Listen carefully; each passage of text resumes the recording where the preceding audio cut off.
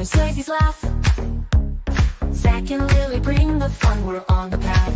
It's the Nintopics podcast, right? Electronic beats and friends by my side. Gaming news and tales we'll share. No better way to start a weekend fair. Turn it up, volume high.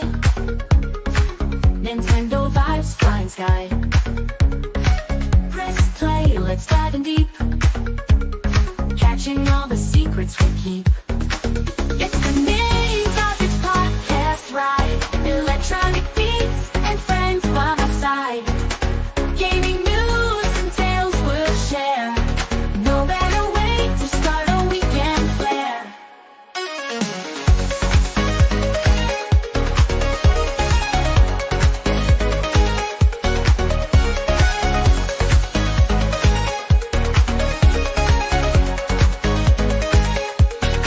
Controllers, quick stories flow. Laughs and smiles as we go. Every Friday night so bright. Nintopics podcast feels so right. Oh. From Mario to Zelda quests. Talking all the games we love the best. Choices, insights, Zach's big grin. Lily's got the news, let's begin. It's the Nintopics podcast, right? Electronic beats and friends by my side. Gaming news and tales we'll share. No better way to start a weekend flair.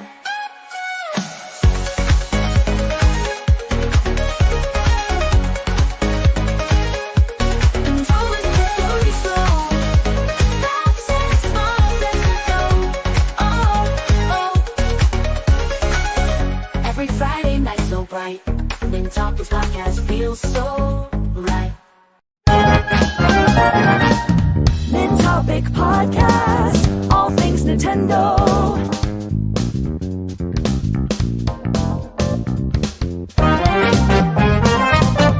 Yeah!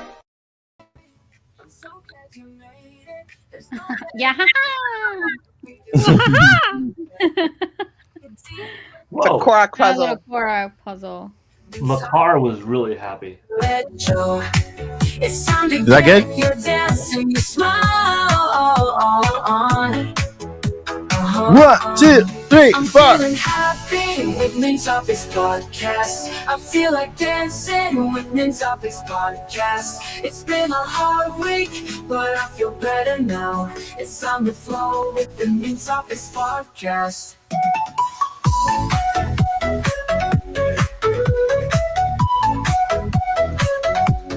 Hey, Paul, where's your head bobble?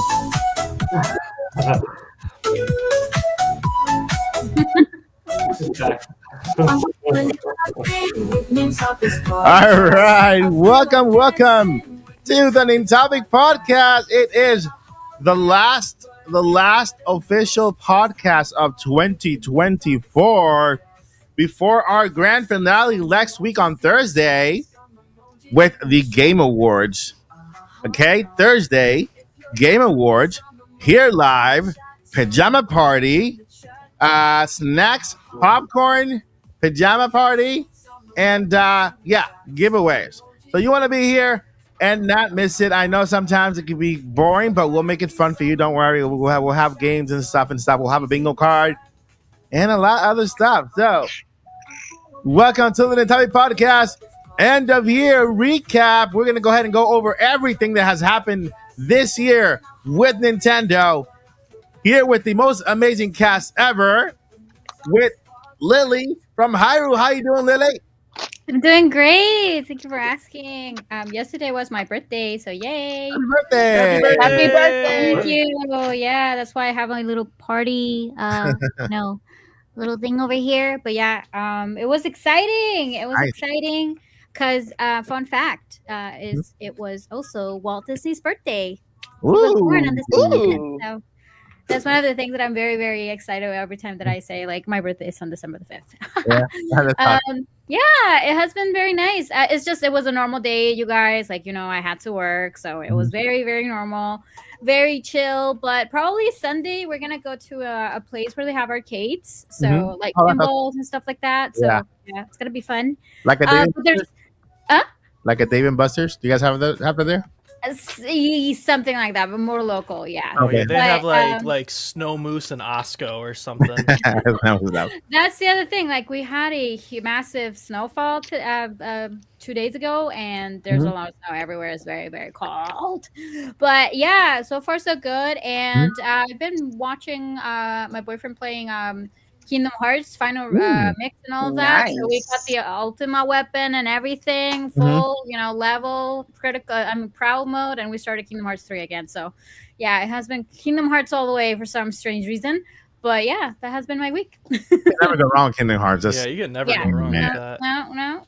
Yeah. So in case you need any advice, you guys in the chat or anything for farming those materials for this Ultima weapon, let me know. or check out Lily's new channel called Lilly Hearts. Is it Probably. Lilly Oh my Hearts or God. Kingdom Hearts? And the only problem with Kingdom Hearts is that you have to be very careful because a lot of the videos they don't get blocked, but Yeah.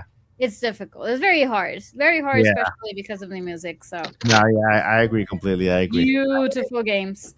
That's awesome. And moving down, just the downstairs neighbor, Zach Hendricks, all the way from Hollywood, Florida. How you doing, Zach? Doing pretty good.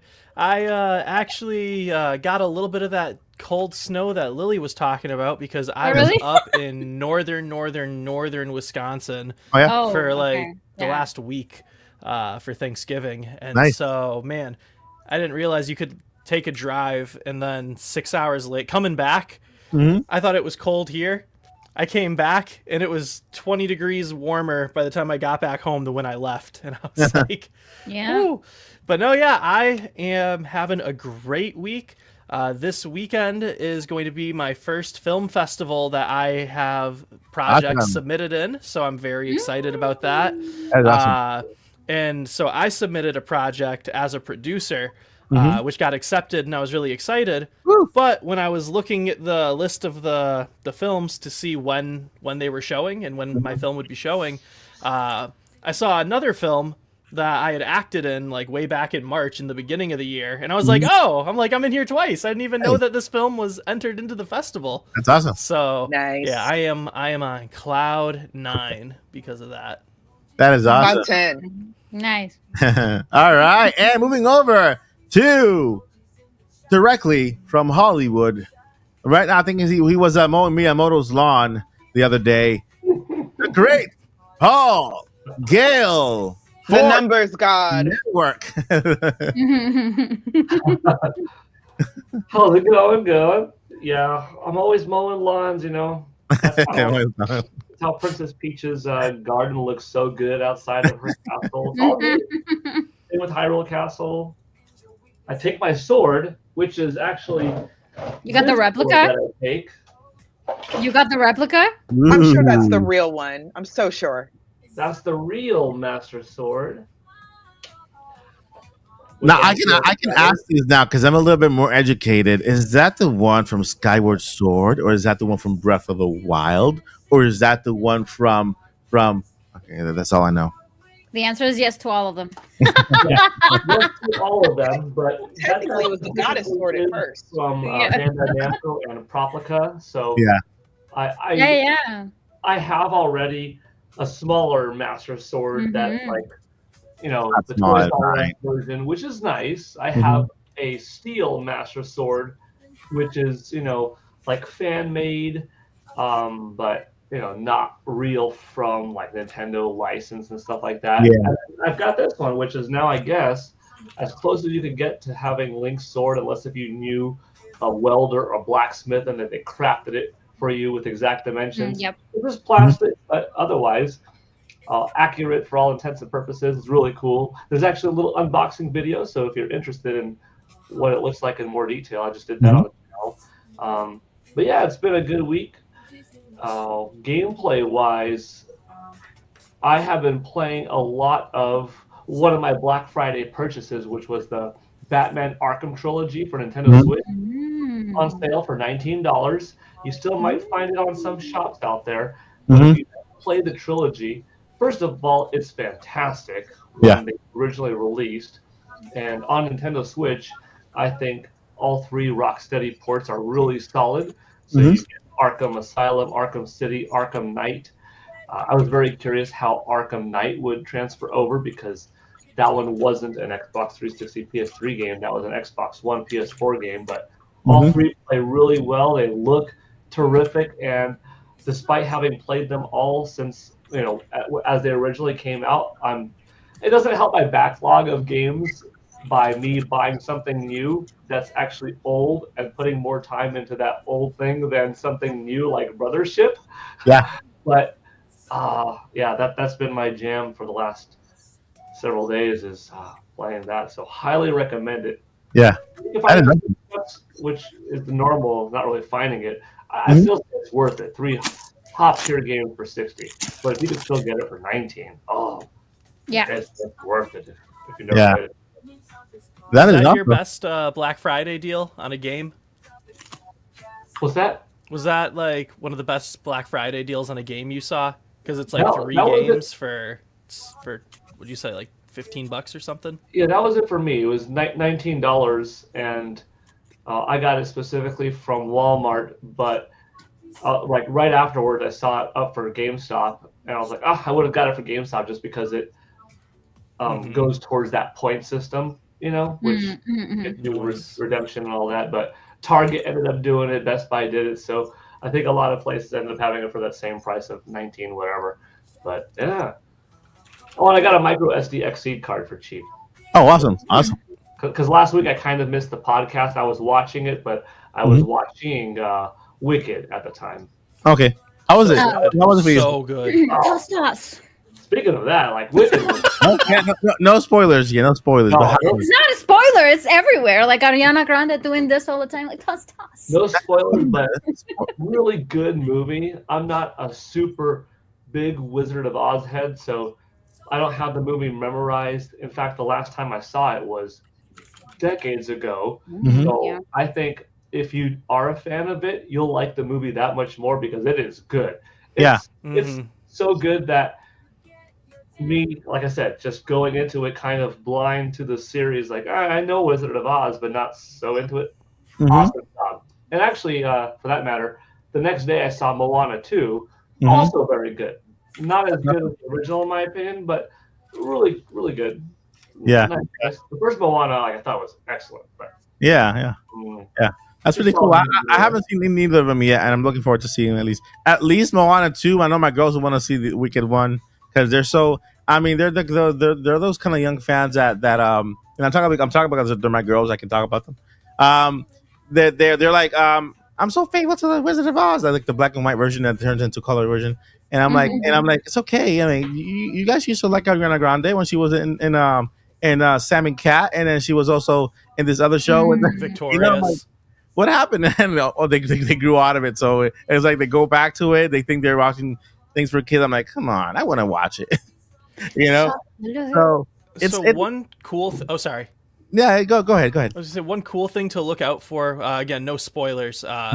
But obviously, main characters go on a journey in any movie. Otherwise, they're not the main character. And so, the movie, as she gets more and more into her own person, it gets more and more vibrant. So, like in the beginning, it's closer to black. It's not black and white, but the colors are really dull. That's and a spoiler. as the movie goes on, it gets brighter and brighter. That's a spoiler. Oh, that's the whole thing of the movie. That is not the plot of the movie. I read I'm just messing. Yeah. I don't want to deviate too much because also we still have more people to hear from. But I just have to say Superman and Lois because I know Mike's a big. Oh Superman my god! fan. Oh my god! That was one of the highlights of the week. Oh my god! That was a highlight of my year. It was such a good 4-season series. Miniseries. I haven't watched it. That's why I love the finale. Yeah, I just want had to to go to the miniseries. Yeah. Oh, Yeah. so cool.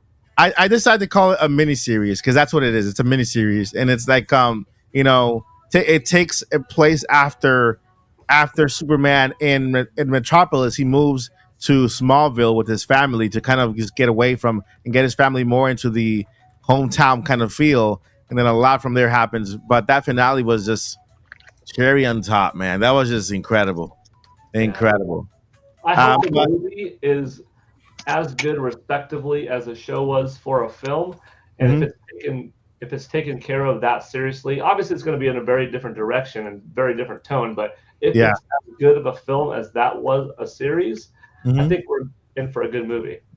All right, guys. Talking about movies, I want to go ahead and plug in here. I just started a new channel, by the way. It's called I forgot the name. What's it called again? It's about movies. It's about superhero movies because I love them so much. I'm probably have Paul there, have conversations with Paul there about Superman a lot, and then Zach, and then Lily also, and then Joycey. We'll probably have another podcast there called Super Topics. I don't know, but I was Superhero very, topic. very. I was like believing every single word until the name of the no, podcast. I'm like, honestly, okay, it's called Power Up Flicks. It's a real. Power of Flex. Yeah, Okay. Power Up Flicks, and I started it this last week. I already have 17 subscribers. Yay! But I just have one video up there, just kind of going over the Superman news or whatever, and about two, three comments already. That's pretty cool. But back to this, what we're doing today. I've had a good week. I guess I have a good week. Feels like Christmas. Very busy. A lot of family stuff going on, and so been very busy with family, with the girls, my wife, the house. My dad recovering. He's not in rehab. He's rehab, right? Rehab. That's what you call it. Yeah. Rehabilitating. So Yeah, because I'm not. He wasn't in drugs. He just had a stroke. No, rehab is for both. Yes. For both. Yeah, that would still be It's, rehabilitation. I don't know. it's a real thing. Don't worry. Okay. All right. I don't know. Bruh. I don't know. So yeah, so he's doing a lot better. Thank everyone for your prayers and your comments and everything. Me, backlog. And when I mean backlog, is homework by Joycey and Lily. I've been about Zeldaing myself, and I have to, for the first time, admit. Well, not for the first time. I'm not that. I don't have an ego. I've never had an ego. I can admit when I'm wrong, or not wrong, but uninformed. And I can say that story is incredibly important to at least to the Legend of Zelda. It's Which way one? story, like a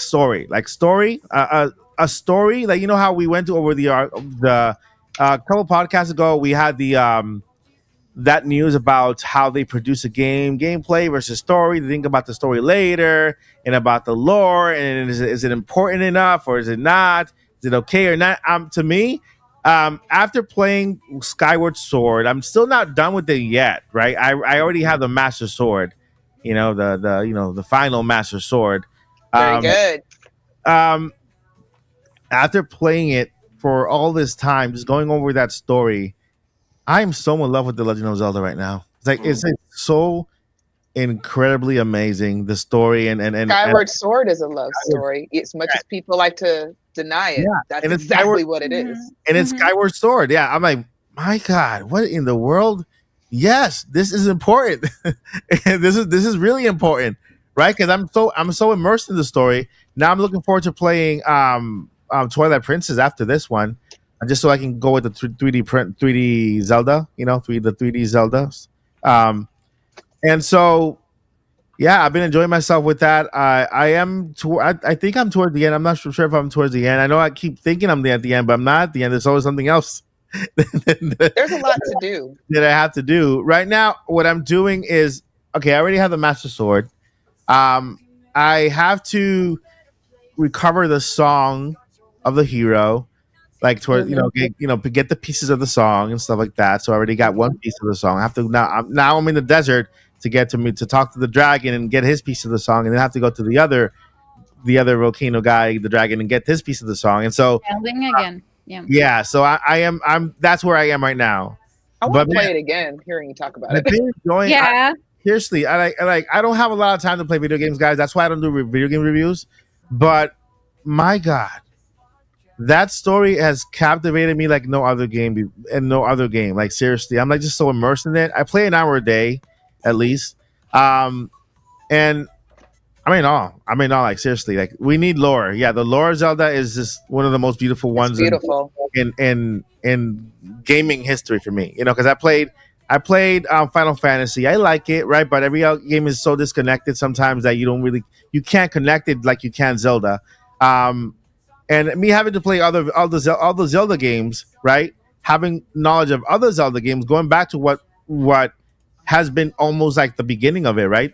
Skyward Sword was like the beginning because there's Ganon is not even there. It's Demise, Mhm. right? Mhm. So it's like going back to the beginning, kind of knowing what happens in the future. Like, man, so this Zelda that okay, I don't think it's any. It's not It's an a old game, so you can. That's Yeah. why I Yeah. love so much.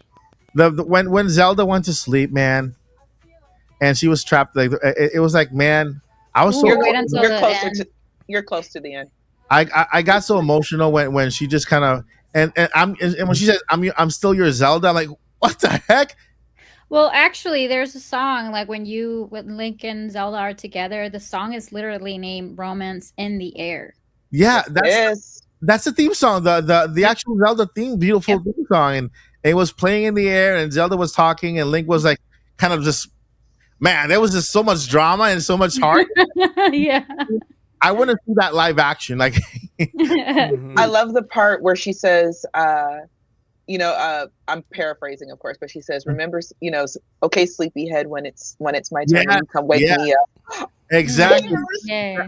Yeah, that got me too. Because the game starts like that. It starts like that. She sends the The bird. Lockling to wake up. Wait, Mhm. a Zelda game where Link starts sleeping? Nah. Yeah. No, never. Right? That doesn't happen, So- right? Never. Mike, I gotta say, Yeah.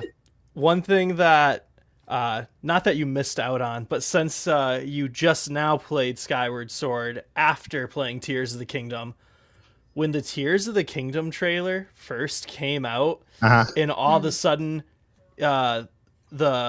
the audio of Ganon starts talking where he's like, "Don't look away," and then it cuts to the Blood Moon and you see his hair getting longer from behind and whatnot, Yeah. and he's just glowing yeah. orange Oh, and yeah, he yeah. looks like Demise. He does. That was a moment. We all were like, "Is that Ganon or Demise? What's happening?" I've seen Demise, like, because I've watched gameplay, but this is Mhm. my first time actually just kind of getting into. You haven't gotten to that part, Yeah. right? I'm not there yet. I'm not there yet, but I've But at least you seen know. it, but I'm not there yet. But I'm kind of like it's and guys, I recommend. I made a little video called Backlog, but it wasn't really about Switch 2, so it didn't do that well at all. But still, I recommend going into your backlog because, man, even if the game is 5-6 years old, it's new to you. So you're Yeah. going to that game and you're experiencing it for the very first time. That's how I feel with the Legend of Zelda. I've started Skyward Sword about 5 times. I've gotten to the woods area, and that's where I quit just because of the stupid the sword part. I'm just used to like pushing the button. But you know what? I'm like, I'm gonna push through it, and then I got used to the sword mechanic with Link, and now I cannot see myself not doing it because it's so immersive now. After because I didn't play it in the Wii. I don't. In Wii we had the Wii Motion one. We had to kind of go like this. And I'm like, maybe it's not so bad after all because you're doing the actual motions with the Wiimote, right? Mm-hmm. Mhm. Am I right? No, Jay? you're right. I'm, You're I'm right. laughing at the chat. I Your apologize. remote had motion. But yeah, I was It did. talking because I'm just excited about the game. I'm excited about Zelda, and I can't wait to finish it and then jump on the next one. Guys, go! It's literally Christmas season, but it's also backlog season. Okay, it's also backlog season. Get into your backlog, get into those games that you purchased and have not played yet. They're still there. Spend money on, yeah. Yeah, get into them because I wish I would have done this a long time ago. So that's what I've been doing. And of course, I've been getting ready for something called Mania behind the scenes. I've had a couple of meetings behind the scenes, and so WrestleMania. WrestleMania. WrestleMania. That is a mania. A mania, yeah. And so you guys will hear that more as the month of December ends. We'll talk more about that. But yeah. Today we're talking about two. He forgot about us, Lily. Wait, I haven't got. Didn't go. Did I say Joycey? Yeah. No. You forgot about me and Lily. Really? No, I'm fine.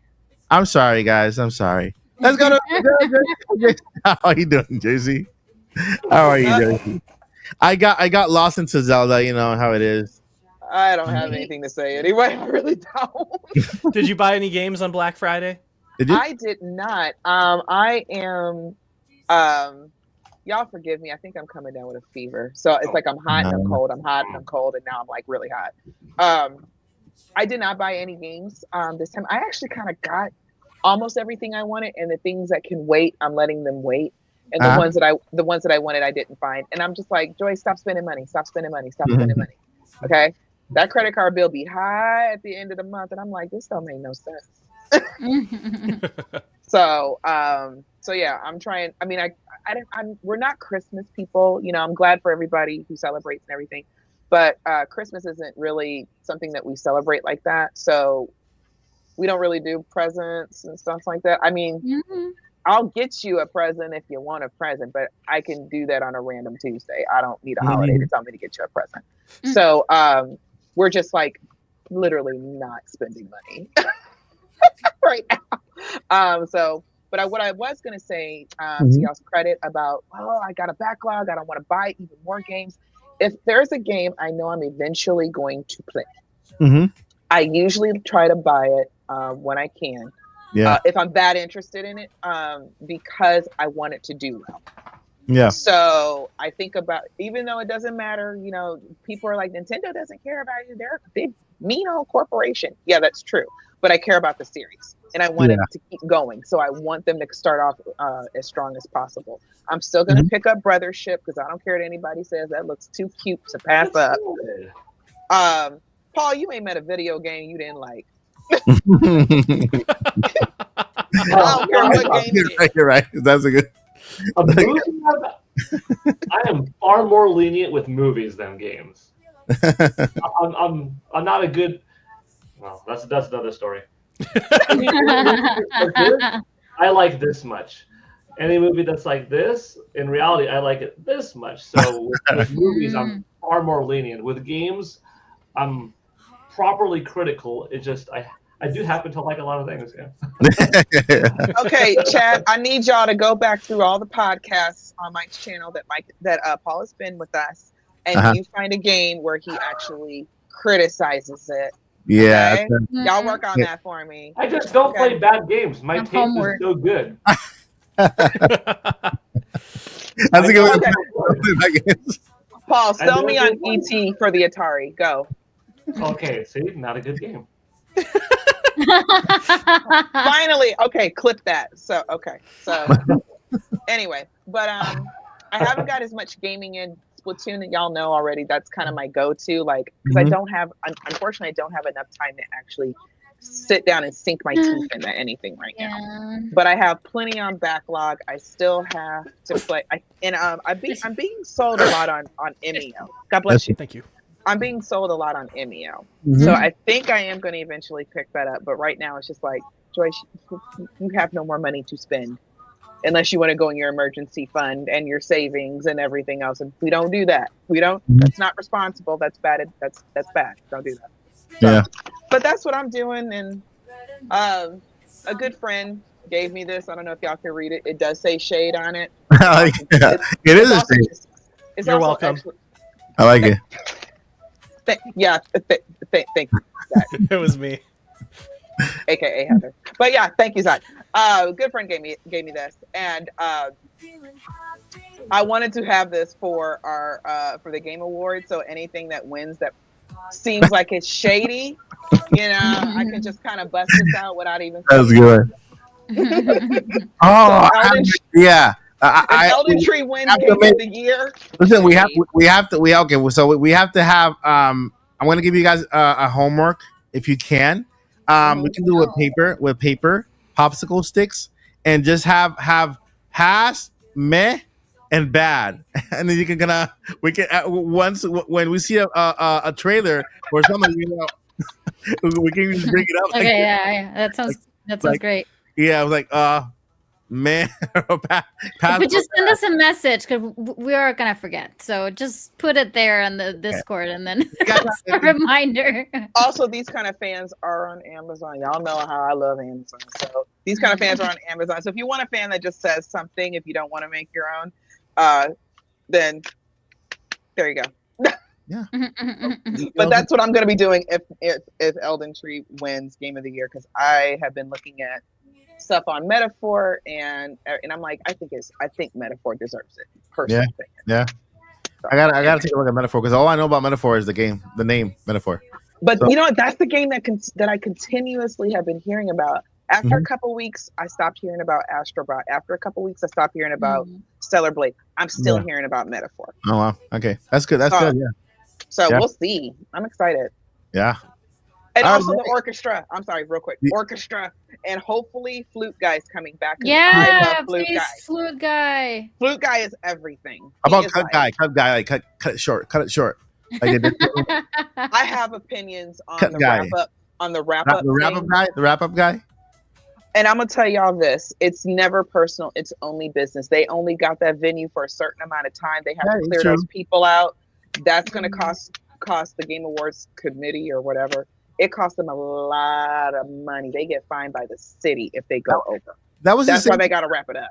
That was the same year that the voice actor took like forever, right? Yeah, Christopher Judge. Yes. The wrap up. I think the wrap up notices started coming out the next year because of him. Oh, okay. No, he was talking through it. He was talking through it. Oh, he was talking through it. And I think that was rude, but I will say this: for everyone who wins their awards, I think you need to give them at least 2 to 3 minutes. Let them know ahead of time, and then whoever wins Game of the Year, you need 5 minutes. They can take more time. That's right. You're right. Quick reminder: I want him to play. He's one of my choices for Ganondorf in the live action. Oh God, please, Nintendo, just tell us. I just want to hear about the movie. Just give me a picture of very the graph. quiet though. Yeah, I mean, I think next year it'll be a good year for Nintendo fans when it comes to a lot of things. Theme park movie, the Mario movie, it's probably next year.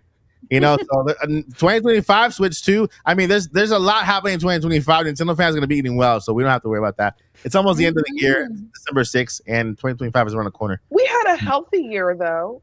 Yeah, we did. It was healthy. Yeah. Lily's always generally quiet and like, it was healthy. And then out of nowhere, we'll bring out the WWE energy and just, and it catches me off guard every single time. That's how excited I'm gonna get for 2025, the next year. Okay. I hope. I love it. I hope that we can all react to a direct together, and I want like one of those beefy directs where we get like Zelda, Splatoon, Mario, and we can't contain it, like, you know, and we can all just sit here and scream, and then y'all can watch me pass out when the next Zelda comes. On that note, I want to go ahead and shoot it for Coco. Can Coco say a few words before Lily? For Coco, yeah. How he's what is this? Fuego? That's how he talks, right? Is that how he says in Spanish? If he actually says that, like when he talks, like he says his name, he says Fuego, and then he says Fuego. Like he says Fuego, yeah. His name is actually in Spanish, so it makes more sense that you know. Yeah. Everything Lily says in Spanish just sounds like extra prettier. I don't care what it is. Like, I don't care what it is. It just sounds even prettier. It's like, God, I wish I spoke Spanish. But then if I did, I probably would. Let me know. I can teach you a few words, the bad words. I'm sorry. No. I know. Oh, I know all the bad words, which I cannot repeat on Mike's show. But I know all. I live in Texas. Oh yeah, I know all the bad words. Of course, yeah. Absolutely. I need to know how to have like an actual conversation with a person without saying those words because they're offensive. Have you seen those auto-translating these days? The what? What'd you say, Paul? The earbuds that are auto-translating these days? Right. Yeah. I didn't know those were a thing. Yeah. I have a pair of those. I have to review them pretty cool on a channel.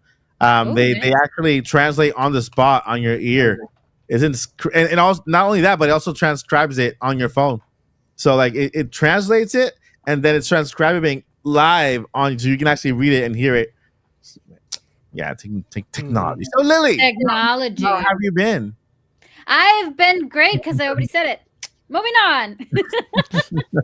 Yesterday was my birthday. Remember that? Oh yeah, you're right. I went almost in a circle. Okay, so Lily already went. You see how my brain is going nuts. You see how my okay. I'd rather hit you twice than not to forget. So yeah. And then when I try to, it's just me now. Yeah. Oh, I already went. Yeah. He's already teasing you, Mike. I'm sorry. So here's the thing. When I try to remind him, he's like, "Joycey, I was going to do that. Joycey, I was going to do that. Joycey, I was going to do that." I was. But yeah, right. I ain't saying nothing this time. All right. You're right, Joycey. You're right, Joycey. You're right. I appreciate. That's a little bit of shade. I appreciate you. I appreciate all the shade. There you go. A little bit of shade. That's right. Sometimes you need a mean old lady in your life. Do it for your own good. They did have a mysterious category announced last moment, though. Oh God, Paul, stop. Oh. What are you talking about? I mean, the Paul Guilford's category that from the Game Awards. It's in the chat. It's a brand new category that they're going to make up next week. It's called Best Dressed of the Year. One nominee, one winner, and then they're going to call me up on stage. I showed the photo. That's what I'm wearing to the Game Awards next week. I mean the Mario suit. Yeah. if you know, you know. Yeah, I mean, is what you wore for the Mario movie and for the Game Awards last year, and then this is a different one. Oh, a different one. Okay, all right. I'm looking forward to seeing that one then. It's good. Okay, wait. I haven't seen the new one then because I remember your other one. It's going to be like Where's Waldo? So when you're watching the Game Awards and you're looking through the crowd, I should be pretty easy to find. Hey, wait, that's the one I have. Is it made by this company called Opus? Opus? Yeah, I got it too. I just got that one. So, all right. So let's go ahead and start with the topics because. Well, it's okay. It's Chill Friday. It's been 34. Okay. All right. So what we're doing today? Friday. We ain't got to work tomorrow.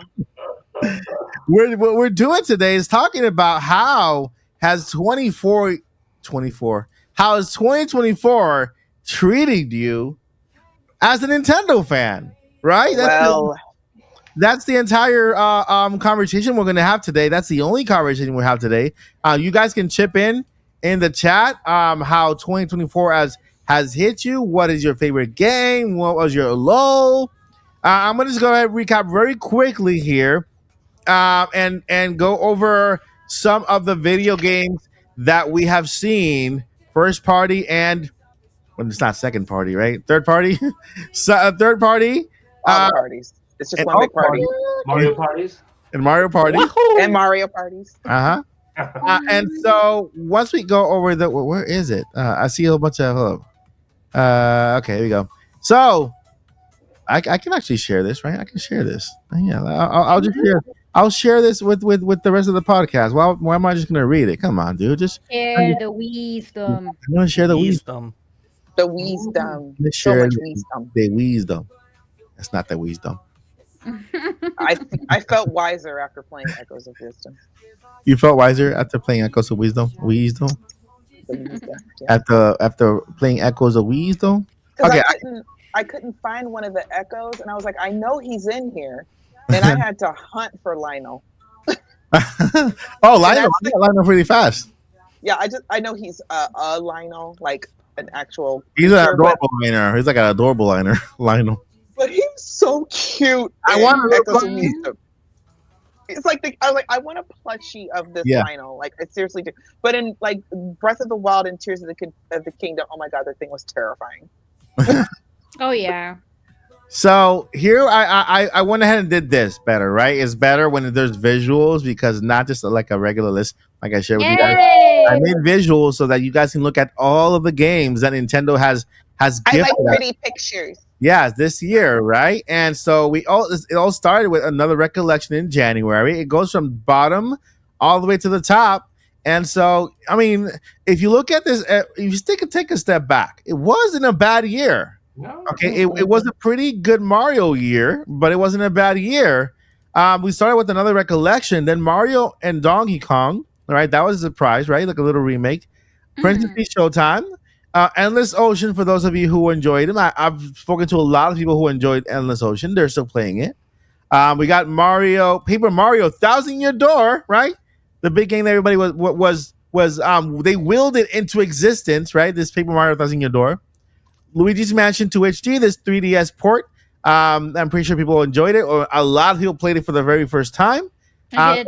Yeah, and then we got the NES edition, the game that starting Zach Hendrick to champion.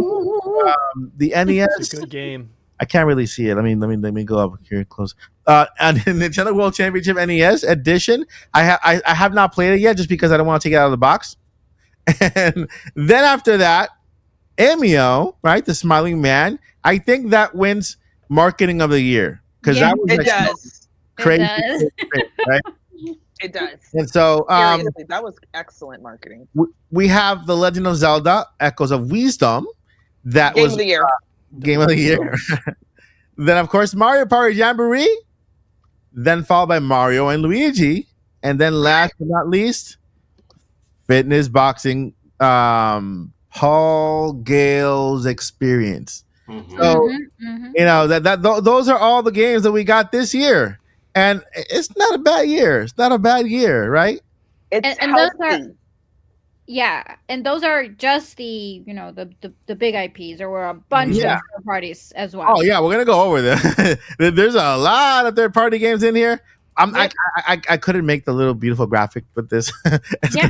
gonna be a list, but yeah. I mean, what are your first guys? What are your first? Let's start with Paul. What are your first thoughts of just the overall look of these games? There's 3 questions. The overall look of the year. Okay, what games stood out to you? And what you know what? This question is just for Paul. What was the worst game of the year? Of these, just that last question is just for Paul. What was and inspired by Joycey? We just What put was you on the spot. What was your best game of the year? What was the worst game of the year? And then, of course, you know, what your thoughts of the year overall. The worst game of the year from this list. Yeah, on this list. Oh, the No worst. pressure. The worst game from this list would be hard to say because I haven't played it, but Mhm. I guess probably the least impactful one that I could imagine has the least amount of new elements in it would probably be Fitness Boxing 3. Okay. Because 2 other ones already exist, so even though I haven't played it, so it's Yeah. not completely fair to say, I would probably say it's the least good or impactful one. Sometimes worst is just really the least good, not necessarily bad. You know what I mean? Well, It could be fair gooder, but it's just kind of Gooder. good. Less good. But it could be gooder. Well, like- Adding that to the Nintopics podcast dictionary. Gooder. so that's kind of my take. Like, Uh-huh. yeah. We'll take it. And what's your game of the year on this list? Oh, I'm looking through and remembering how much fun I had with each title. I think The Legend of Zelda: Echoes of Wisdom is my Nintendo game of the year. Awesome. I actually had quite a bit of fun with Princess Peach Showtime in the beginning Uh-huh. of the year. I'm currently going through Mario and Luigi Brothership, so Mhm. it's a lot of fun in my opinion. Paper Mario and the Thousand Year Door is excellent, top tier, but since it is a remake, I'm giving it like the kind of like second place alternate positioning, even though it deserves to be, you know, considered in my opinion, because they did remake it from scratch. It's not just Yeah. not just They oh did. you can play it on the eShop, because like you can say, well, Ocarina of Time's on the eShop, so I mean it's on NSO, right? So Mhm. just by it being there, wouldn't it win whatever 2018s or 2019s? Like, no, it's different. But yeah, Echoes of Wisdom. So I guess probably Echoes of Wisdom on the highest, Fitness Boxing 3 on the lowest, and then the other ones in between in terms of quality or impact factor. Mhm. Yeah. And overall, though, Yeah, give it a grade. Give it like a letter grade. You are a professor, so you know.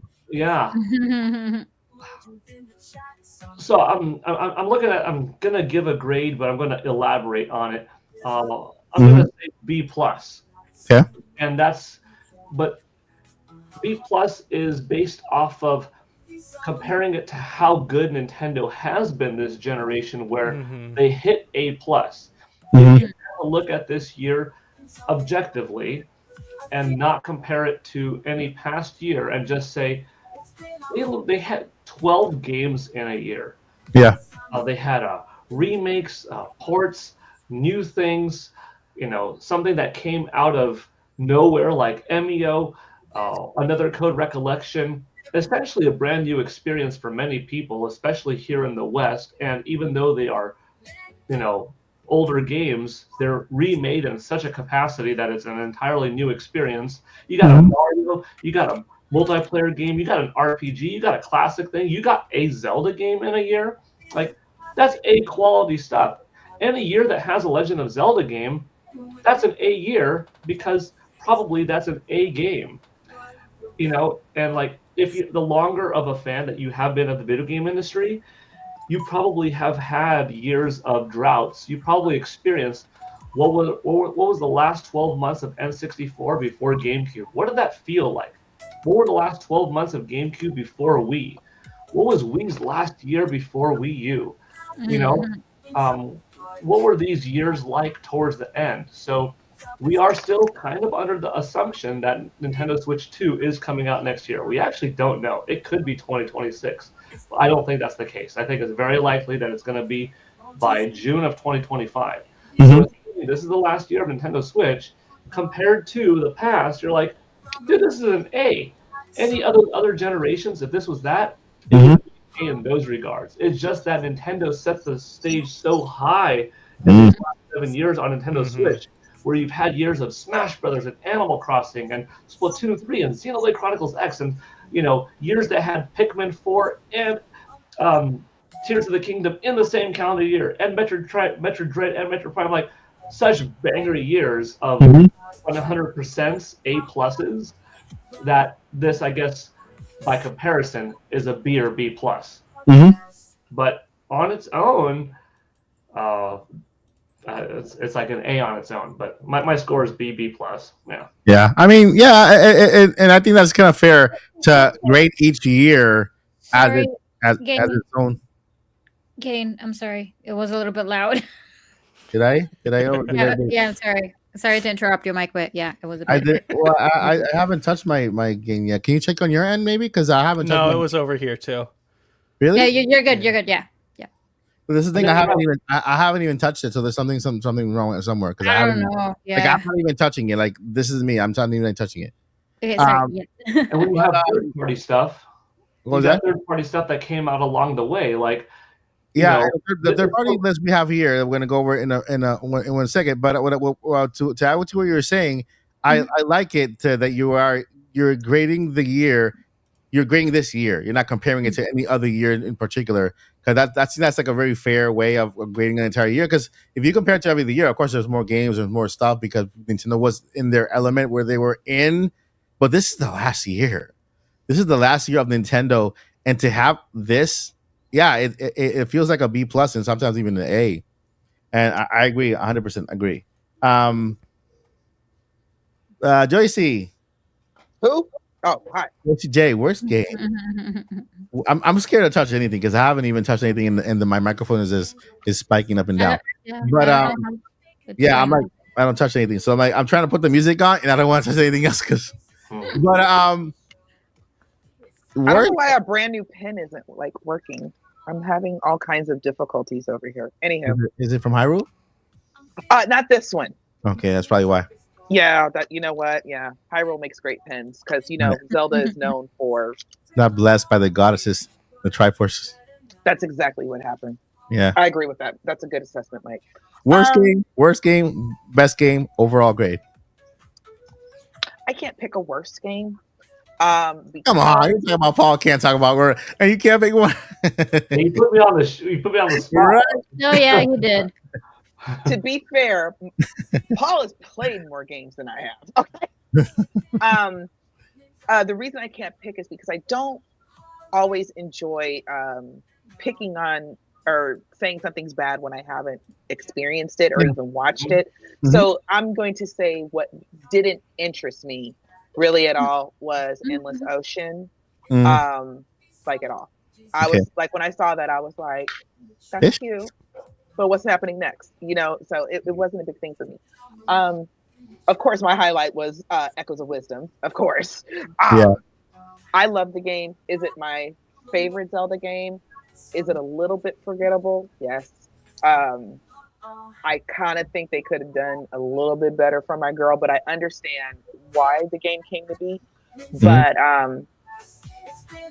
they could have done a little bit better. But I think it was just a setup for down the line. I feel like in a few years, we're all going to be hanging out here and we're going to be watching a direct and they're going to do a new Zelda game with Zelda as the protagonist and we get to play as her again. So overall, though, for this year, I said it was a healthy year. I'm going to give it a B+ as well, because it's like eating a really good healthy salad. It's been a salad year. Okay? It's been a solid year. Because I swear I'm coming down with a fever because I'm just, my brain is starting to turn to mush. What kind of dressing do we add this year? It was definitely vinaigrette. Okay. Balsamic vinaigrette because it's a little bit healthier than really thick ranch, and we all like ranch. Yeah. Diet ranch should be abolished to the pits of Hades. Yeah. So yes, that's an amen. I know. I'm from the Midwest. We breathe diet ranch. We breathe ranch here. Breathe ranch. I like ranch Doritos. Those are good. Cool ranch Doritos are very good. Right? Yes, honey mustard dressing is also acceptable. But for this year, it was good, healthy salad with balsamic vinaigrette. I feel like I do feel in my heart of hearts that Switch 2 was internally delayed. I don't think the rumors were wrong. I think Nintendo says we don't care about rumors. We're going to do whatever we want to do. Yeah. And we're not ready yet it could be for a number of different reasons. And I feel that a lot of these games, this was kind of like what I would expect in a really, really big direct from back in the day or something like that. Like we have our console games and we have our handheld games. A lot of these games, with the exception of maybe of Mario Party Jamboree, a lot of these games just about all these games can be played handheld. And of course, except for Fitness Boxing, these games can be played handheld. And I think that's what their purpose originally was. And I think originally, if Switch 2 had come out this year, we probably would have gotten Metroid Prime 4, something 3D Zelda, and then we would have had a lot of these sprinkled in the middle. But Nintendo said, no, we're not doing that yet. So we're going to go ahead and release these games anyway. We already know it's going to be backwards compatible, so they can still put them on the Switch, like on the Switch 2 or whatever. So it's kind of like we got, for my 90s kids, my Gen X kids, y'all remember the B-sides, because we had cassette tapes growing up. Yes. And when back in the day, when you would buy a single from your favorite artist, they had that number one song on the album, on the charts. You buy that one single because the album always came out like months later. You buy the single, and then on the other side of the single, there was the A side, the main single, and the B side, which was a never released song. It was just there, and the B sides were rarely better than the original, song they were trying to promote. And it was, but they were all good, and real fans know what the B sides are. So I feel like it was a B sides kind of year, and I like that. I really like that. So I still give it a B+ for this year. I like that analogy because it takes me back. Sometimes the B side could be the karaoke version of the other song too. Yes. So it was a fun thing to have because that's how we are. I remember those days. I still somewhere have my old A side, B side, crisscross, jump cassette from 1992. What? Oh my God! God. The single. I had the whole album on a tape. You know, I remember those days. I still remember the words to I Missed the Bus. If I can bring it, remember next time I'll bring it and I'll show it. It was like the first piece of music I ever purchased was that. Oh my god. I had that song on repeat, and don't ask me how, because it was like I played it while I was reminding. I sung it, so that was also on repeat. But yeah, I love that analogy, Joycey, about the tape. This does feel like a B-side year, not in a good, not in a bad way, but in a way that sometimes that B-side is actually pretty good as well. So I like that. Mr. Zach, what do you think? Worst game, best game, and grade? So for worst game, I'm going to go with Another Code, Mhm. only because I don't even know, like I missed that announcement, or I don't even remember ever hearing of this game until Yeah. now. So that's the only one that I don't recognize at all. I So I'm heard gonna it was go with good. Another Code for the worst. For the best, I'm gonna go with, for replayability, Mario Party Jamboree. Hmm. And I haven't beat Echoes of Wisdom yet, so that's why I'm not Go putting sit in the that corner. at number one yet. Yep. Right. You're But grounded. you know, I'm able to play Mario Party Jamboree with my niece and nephew who have it, with both of my sisters who have it, with my cousins who have it, and so you get some good replayability out of that. But as far as my grade goes, you know, it's interesting, and Joycey kind of lowered my grade when she brought up the Nintendo Direct point, because kind of right. So what I was thinking was, like, this is probably the Switch's weakest year, but if we compare it to all of the Switch years, this is probably the weakest. But if you compare it to every other console's last year, this is probably the strongest. Yeah. You know.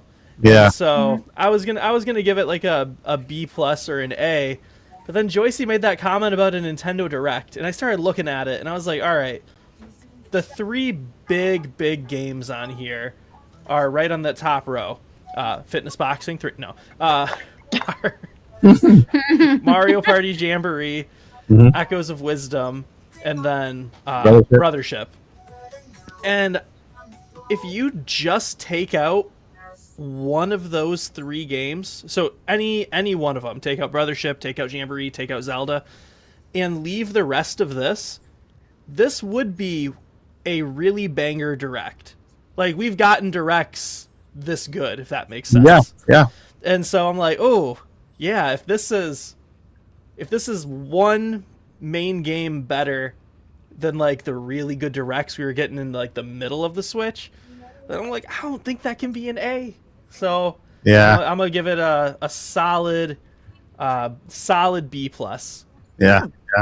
But this was in a way a banger Direct, because this Direct came in June of this year. The only full Direct of Nintendo, where they announced the Zelda game, they announced Mario Party Jamboree, they announced Brothership. They announced, the only They ended it.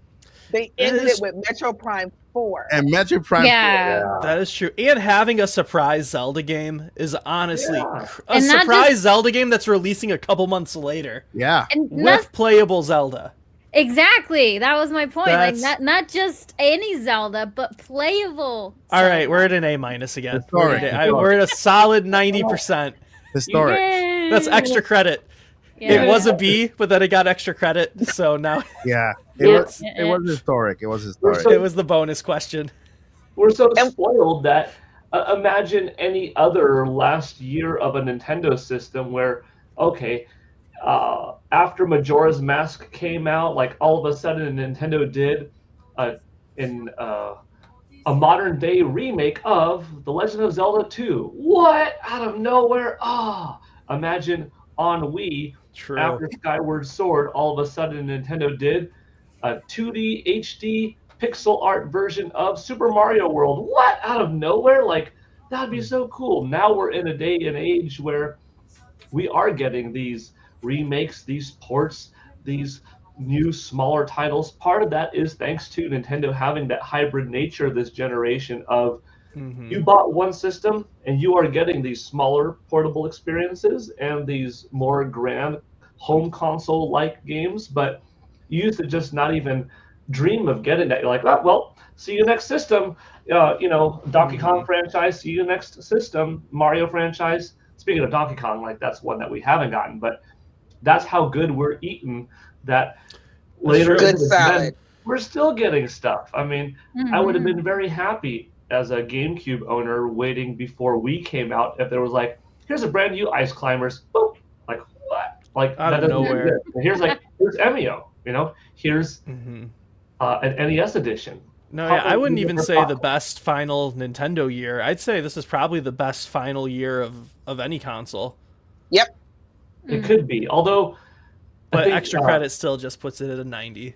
PlayStation 4 in 2020, which is also PlayStation 5's year of debut, did have Ghost of Tsushima, Spider-Man Miles Morales, Final Fantasy VII Remake, and hold on, one more, and The Last of Us 2. So Well, I should that's say final year before the successor's out. right. So regardless, like very strong, and like you made a good point, Zach. If you had to grade, give an A to 1, give a B to 1, give a C to 1 between Nintendo Switch, Xbox Series, and PlayStation 5 for their 2024s respectively, then would this get the A? And which one would get the B and C? Or do you know what I mean? If you had to say, pick these three, you get to give an A, B, and a C. Where do you put Nintendo's? Probably more people would be like, yeah, actually, Nintendo in their 8th freaking year was still probably better than the other two. Yeah, I'd put them at the top. First-party output. So We didn't have that perspective many kind of first can parties. change the grade. So it's a little bit where are you coming from? Very true. Yeah, that's true. This is, we're in the middle of PS5 and Xbox Series S and X, and I don't think there's that much that compares to this in the first party realm of things. And Yeah. while Indiana Switch sales Jones are tomorrow. oh, I'm sorry, I was just gonna say while Switch sales are down, Paul the numbers god posted sales for the last week or so, or last couple weeks, right, Paul? Last week, yeah. And Today, wasn't Switch still sell like 90,000 or something? 90,000. Japan I'm like, alone. I'm like, what is happening? How? 90,000. 90.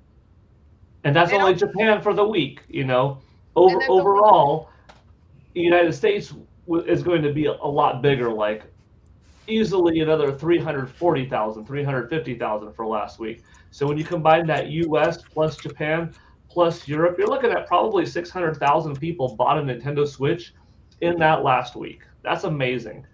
There are given quarters of entire Nintendo generations where you didn't have 600,000, and here in a week you did. It's still I very think Paul strong. should get tattoos on his knuckles that say numbers, and then there's one knuckle left over, which could be Numbers, the pound sign. Numbers guy or something like that. He's a mini face numbers guy. Shout out to Game of Thrones when it was good. So not gonna lie, the entire time that you guys were talking about the number of Switches that sold, I was just counting knuckles. I was like, numbers, nope, too many. And I was like, what about just numbers? And I was like, no, that's one too short. Oh wait, we could add the pound sign.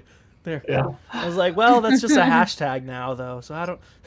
If nothing else, we should get Paul a T-shirt that just says the numbers god, or something like that. Yeah. Yeah. I'll get you a so- fan, Sure. Paul. We'll get you a fan that says numbers god on it. And Yeah. Lily, did you? So worst game for worst game, okay. So worst game is not necessarily the worst game, meaning you have played it, but could be the least game, the game that you were interested the least in the year. Okay, and then of course best game for you and overall grade.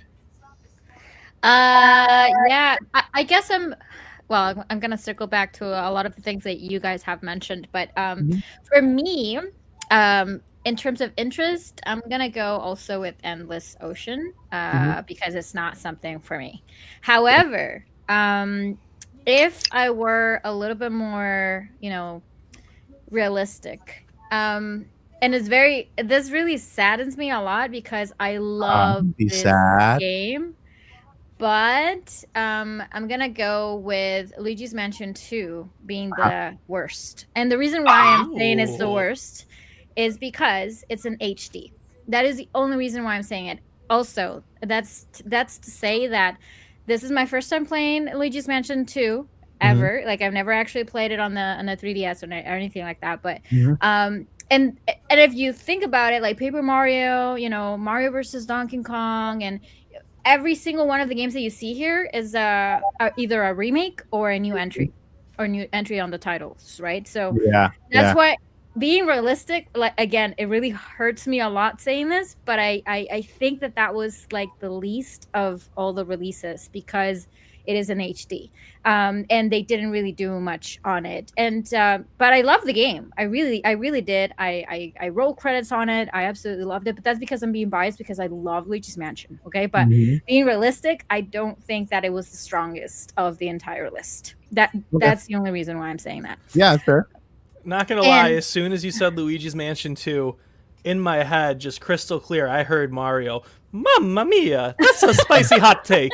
Yeah, but that's the reason why I'm like the reasoning behind it, because I love Luigi's Mansion. Actually, I love Luigi more than Mario. I'm sorry, but that's Luigi's my boy, pretty much. I love him very much more than Mario. But I mean, that's the real deal, right?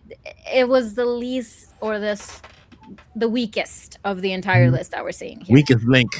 Yeah, something like that. Of course, I mean, the strongest for me, it's going to be Zelda Echoes of Wisdom for sure. So that's definitely the best one.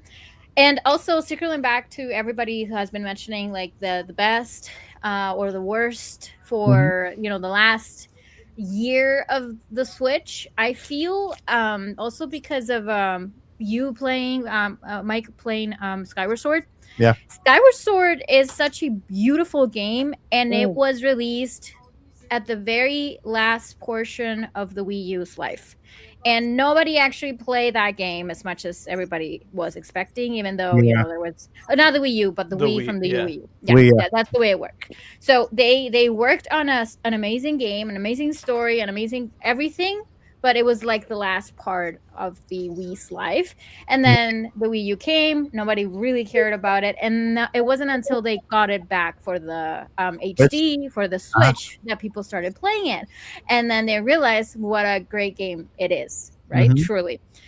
So going back to that, I feel that these games that we're seeing here on the screen, if they are the last games, it was the best way to, put closure and put everything to rest for the Nintendo Switch, because they're also going to have backwards compatibility. So they came very strong.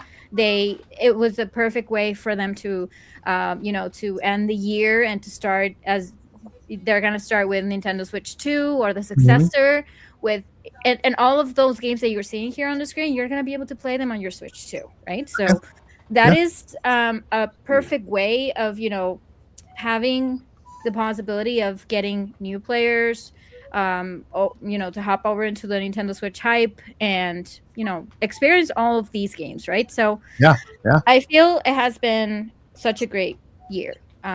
We have a lot to be thankful for a lot of amazing titles and a lot of also third parties, not just primary IPs here, but that's. And if I do have to give it a grade, that's right. You have to get it. For me, I don't really think that it has been like an A plus.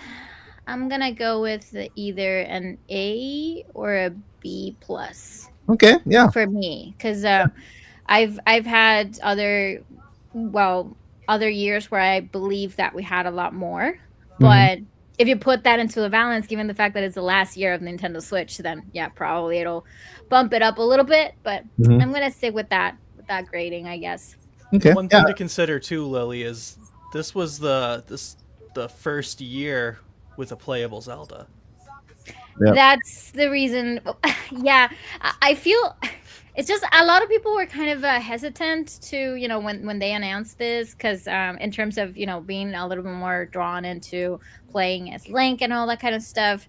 And I still don't consider Echoes of Wisdom being like the strongest for me, but it was it's gonna be this is gonna be the start of a new, a whole Yeah. new upcoming games for Zelda. Mhm. And who knows, we might get sooner than later a playable, an actual 3D. 3D Yeah. Zelda game where Princess Zelda is going to be our main protagonist, or even both, right? Because Yeah. Yeah. in Echoes of Wisdom we see a little bit of that, not really that you can play between the two, but Mhm. they're getting close to that. So I Yeah. feel like it's a great beginning. Yeah. And I agree with that because I think you did mention before that you're more like a 3D Zelda. You like more 3D Zelda than the top down versions, correct?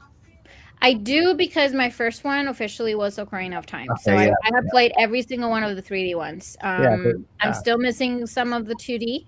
Mhm. But yeah, I think it's my strongest suit is definitely the 3D Zelda Yeah. games. So that makes sense. That makes sense. And I agree with everyone. B plus sounds like this year compared to every console. It is definitely an A plus. you Yeah, know, yeah, because for sure.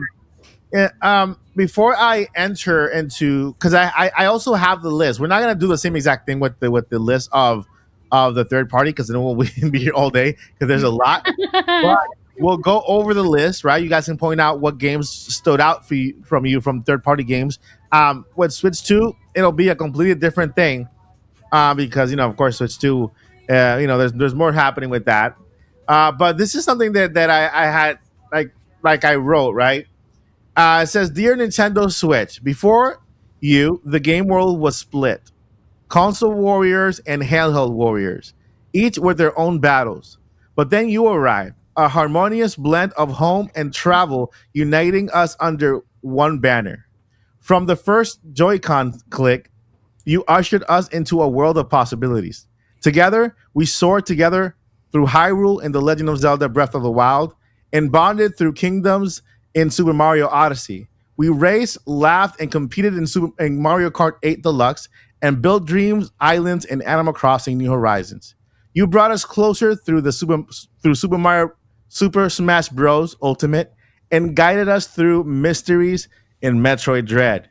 Each game, each experience wove a tapestry of memories connecting us not just to our screens, but to each other.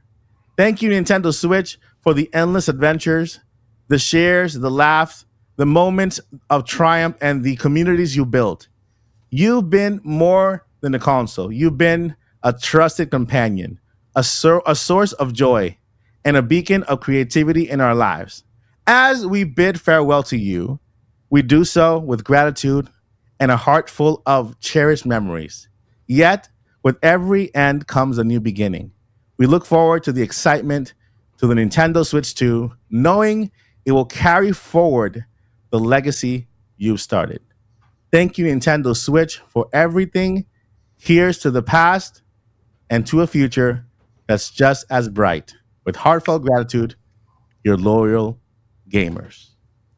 And that's a little letter that I wrote to Nintendo Switch on behalf of all of us, right? Because think about Nintendo Switch before, right? The life before Nintendo Switch, it was a divided fanhood. People who preferred handheld games and people who preferred console games. And here comes Nintendo Switch, brings the world together and does kind of I got you. Like the creating meme, I got you. creating this what we see before our eyes, right? And I think that's what really brought us together and gave us so many amazing games and what made this year or the last year of the Nintendo Switch the best of every console. Every other console in a way was divided between handheld and the home console. This is the first console we have where we're all united under the Switch umbrella and we are just going to enjoying all of the same exact games. This is the first year we ever got Mario and Luigi on the big screen when the other games were on 3DS, right? Mhm. And so this Nintendo Switch has really united the fans, has really created an atmosphere of spoiledness because we've all been very spoiled. We get so many games per year now.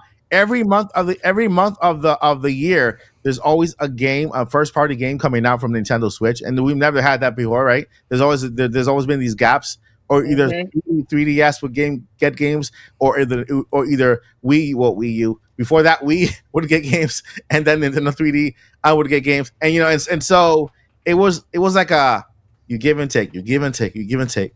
Ever since the Switch came to us, we've been receiving the entire time, right? So yeah, with that, let's look at the list. We'll look at the list because we can't. And it's a list, y'all. It's a and list. this isn't even all of them. Yeah, it's not even all of them. It's just what I could gather in a span of 2 hours before the podcast started.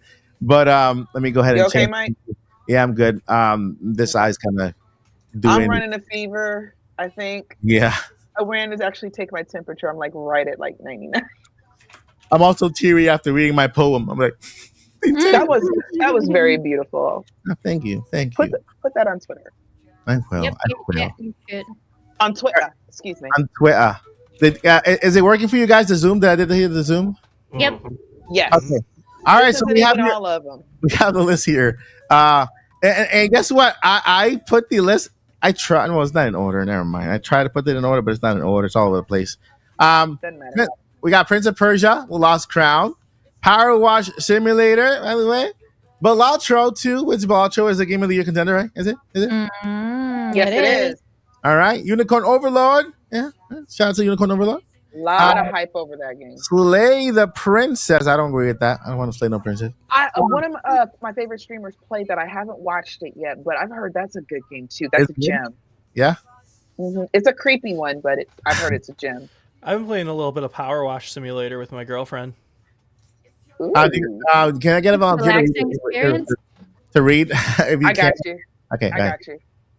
Prince of Persia and the Last Crown. I have it. I have still not played it. I've heard nothing but good things about it. Power Wash Simulator, Balatro 2, Unicorn Overlord, Slay the Princess, Void Brought. I have to look that one up. Right. Thronefall, Neva, Fear the Spotlight, the Bunny Graveyard. Yeah. That sounds interesting. Faith, the Unholy Trinity, Crow Country, Pizza Tower, Pico Park 2, Steam World Heist 2, a Ranger, a role puzzling adventure. Okay, Mike, can you blow it up a little bit? Yeah. Where are we? I'm feeling old. Beautiful. Okay. Darkest Dungeon, Teenage Mutant Ninja Turtles, Splintered Fate, World of Goo 2, Dredge, the Complete Edition, Sam and Max, the Devil's Playhouse, Vivid Lope. I have no idea what that is, but I'm so interested. Just the title's interesting. Spark the Electric Jester 3, Shim, Cat Spaceball, Frogun, Kameru, A Frog Refuge, Duck Detective, The Secret Salami. That sounds One Piece Odyssey, Marvel vs. Capcom Fighting Collection. If y'all have not watched the reactions from that direct from the New York store, Nintendo store, go watch it. People went nuts. Disney Epic Mickey rebrushed. The Thing remastered. Life is Strange Double Exposure. Atari 50 the Anniversary Celebration expanded. Ace Combat 7 Skies Unknown Deluxe Edition. EA Sports Sonic X Shadow Generations Lego Horizons Adventures. Dragon Quest 3 HD 2D remake. I've heard nothing but good things about that. For Magia, I'm not saying it right, but I've heard good things about that. You snuck Mario and Luigi on here.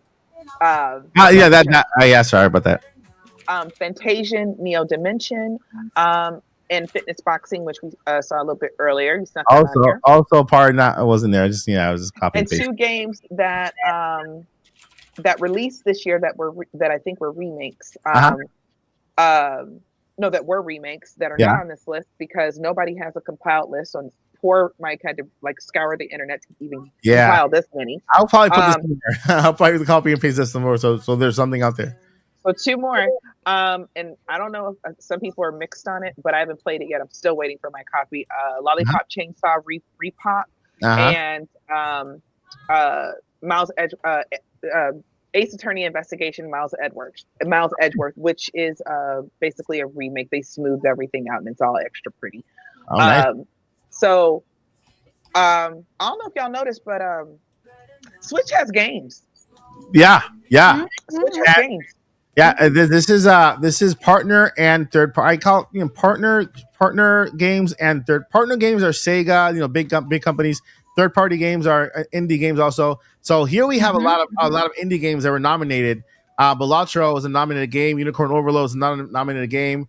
Neva is another indie game that was nominated. The Bunny Graveyard is another game that's indie nominated. I'm not sure if Pizza Tower is there. But there is, I think there was another one around here. Where is it? That was nominated. It's in the list for Game Awards. I think that's it. If I'm not mistaken. Those Sims? are the games. What was that? Sims? You mean like The Sims? What did that come out this year? Or Tomb Raider trilogy also came out this year. The Tomb Raider trilogy, right? Yeah, that's another one that I missed as well. So it just gives you an idea, guys, and all of the video games that Nintendo has only this year is like mind-boggling, So there's no way you can play every game that comes out on Switch in 1 year, So when there is a drought in other consoles, Nintendo has a plethora. There is the rain keeps on falling. We keep getting the crops growing and something else that Paul's going to add right now. Go ahead, Paul. What's that? It's spreading. Your thoughts on this plethora of the. I was giving thumbs ups as Joycey was doing it, and I realized, I only started here, so I had to go back and be like, yep, I would have thumbed up those too. So I gave like 12 thumbs ups, and my thumbs ups were for games that were great or above. Yeah.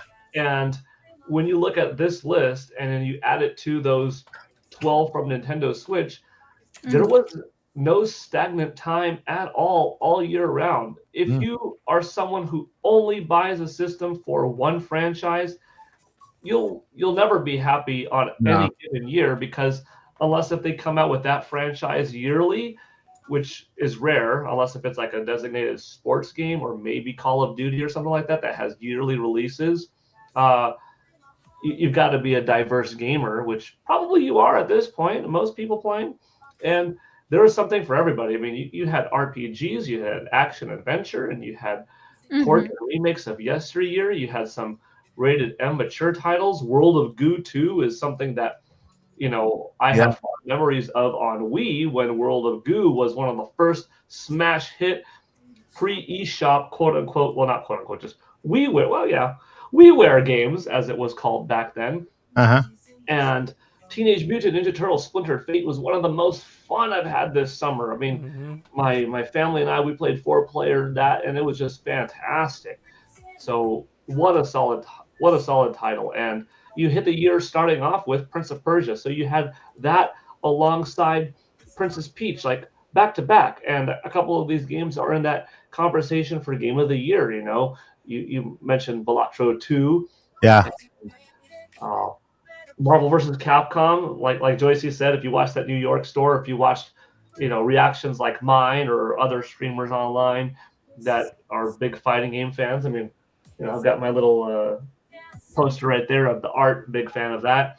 Yeah, it's fantastic. Like, this is almost harder to not give an A to. Yeah. Yeah, I agree. Yeah, it really is. Yeah. Once again, maybe if you're comparing it to all 8 calendar years that Nintendo Switch has been out, there are other years that had a better output of third-party support. When you were getting Doom and Wolfenstein 2 or Dragon Ball Z Kakarot, or Tony Hawk's Pro Skater 1 and 2, and you're getting other things, Dragon Quest 11 and this and that. But honestly, to Nintendo's credit, some of those years where there perhaps were more plentiful or bigger tiered third-party games, there were also games that were coming out on Nintendo Switch several months after the Xbox One, PlayStation 4 versions. Like, yeah, Doom and Wolfenstein 2 coming out close together were nice on Nintendo Switch, but they were multiple months after Yeah. the other versions. Same thing like with Tony Hawk's Pro Skater 1 and 2. It didn't come out day and date. But by the time, like, Sonic Frontiers came out, that came out everywhere at once. But here's another one, like Sonic and Shadow came out this year, day and date with the other consoles. That Tomb Raider collection, it wasn't like, oh, okay, we're gonna take care of the PS5, Xbox Series crowd first, and then bring it out on Nintendo. No, it came out at the same time, and that's been the case for the last couple of years. Yeah. Oh, and a big one, which is a surprise one, is the Lego Horizon Zero Dawn. Sure. That was a shock. Yeah. That was a big shock. Horizon, like, that's really good quality game that came out at the same time. And I was gonna say that is probably as big, if not better of a deal, because in terms of parity compared to the other versions, it's probably closer to the other versions of the game than, like, Mortal Kombat 1 was a little bit of a different version of MK1 than the others. Hogwarts Legacy, another awesome one from last year. It was a different build, operating, functionally comparable, but a little bit different build than the other versions. And like this one, you had a brand new AAA game that came out at the same time and of a comparable quality. So it's really good. I've got no complaints. I think when I put this and the other one together, it's easy to say another A year for Nintendo. If I only look at the third party, maybe I say, A minus B plus. But then again, but like if I compare this to any other last year of third party support, I mean, you got like 35 games here. You realize that's a tenth of the entire Nintendo 64 library. And you got just third party here in 1 year, and that's not even everything. Like, there's a few hundred that came out this year. Now, is that necessarily saying that all other 170 or whatever were worth buying? Not necessarily, but there's such plentiful variety that. Well, Ace Combat, that's another one. Yeah, 10,000 Noodles just mentioned that one. Another great one on this list. Like, it's so good. That's why I'm, as much as I want Nintendo Switch 2, I'm not so hungry or so down, because there's no way I've played all of these. Even though I gave 12 thumbs ups, I didn't purchase all of those 12 that I gave a thumb up to. I didn't acknowledge that. I know it's good. Yeah, I agree. For me, like, Agreed. So these are. Yeah, go ahead, Yoshi. I was just going to say real quick. Also, games take time. I'm sure I'm forgetting a few, but Nintendo has a few. Well, Mario's the number one, the main mascot, of course, right? Mm-hmm. But Nintendo only has so many IPs of their own. Yes, we got ARMS this generation, which was brand new. But what when you think about Nintendo, you think about Mario, Zelda, Splatoon, Metroid. Look how many different variations that we've gotten of just their own IPs, and the fact that we're getting more and more third-party developers, and the fact that the word on the street is, we don't know this for certain, so with a grain of salt. But the word on the street is that third-party developers are itching to talk about their game coming to the next hardware. And Paul has talked about how some of his third-party buddies, said, "Wow, we really missed the Switch train. We really wish we had jumped on that," or something along those lines. Correct me if I'm wrong, Paul. So, for this to be a quote-unquote slower year, this is the good salad, y'all. This has the butter. This has butter lettuce. This is not iceberg lettuce. This is butter lettuce. Okay, if you don't know what butter lettuce is, treat yourself. It's about $20, but treat yourself. Anyway, so because every year, I'm sorry, we can't have Breath of the Wild every year. We just can't. Those games take a whole lot of time, a whole lot of coding and programming and all the technical things that y'all know I'm not good with any of that stuff. It has all of that stuff excuse me, it has all of that stuff in it. Am I stuffy now? Okay, I was hot like a few minutes ago. Now I'm like super freezing, and now, Lord. Okay, so yeah, I'm gonna go to sleep after this. So because just every year we can't have all these games, and and one of the reasons that kind of brought that up in my mind is because I was in somebody's Discord, not Mike's, somebody else's. People are like, oh, well, nothing came out for me this year. There's nothing to play and everything. And, you know, PlayStation barely has anything. And I'm like, but have you seen some of those PlayStation games? Have you seen some of the games that have come out? I don't know if we can even handle a big Breath of the Wild game every single year. You're never going to play anything else. Yeah. Ever. Options makes the heart grow fonder. It really does, because you know what's going to happen, Paul. You know what's going to, no, all of us. You know what's going to happen when in a couple years when we get that direct, and you know how, and we have that one more thing, and we just see the little opening, whatever, and we're all sitting here like, what's this? I don't understand. I don't know what this is. And then they show Link or they show Zelda. They show something telling us that it's a Zelda game. You know we're going to lose our minds. So you know, I think as a gamer, I'm very, very proud of Nintendo. I was like, this was definitely the time that they really showed out. That wasn't my original thought, but I think I got fever brain, y'all. Y'all forgive me. You're good. Right. You're good. You're You're right. good. Yeah, thank you kindly. I know. I just thought of something too. You know, earlier, Joycey, you mentioned how you think that if they didn't delay, in your opinion, the Switch 2, Metroid would have been out this year. I believe and so, with this year and the games that we do have, with the Switch 2 coming next year, like some of the games that we were hoping for this year that we didn't get, that just kind of means like next year is going to be a crazy launch. You know? And so like just the fact that it's a possibility.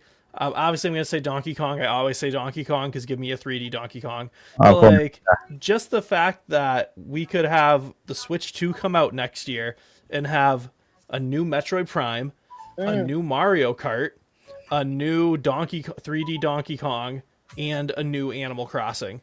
Like, just the fact that that can happen in the opening year of another system, of this next system, is kind of insane. And you know, if Metroid Prime 4 came out this year, that can't happen. We can't get that next year.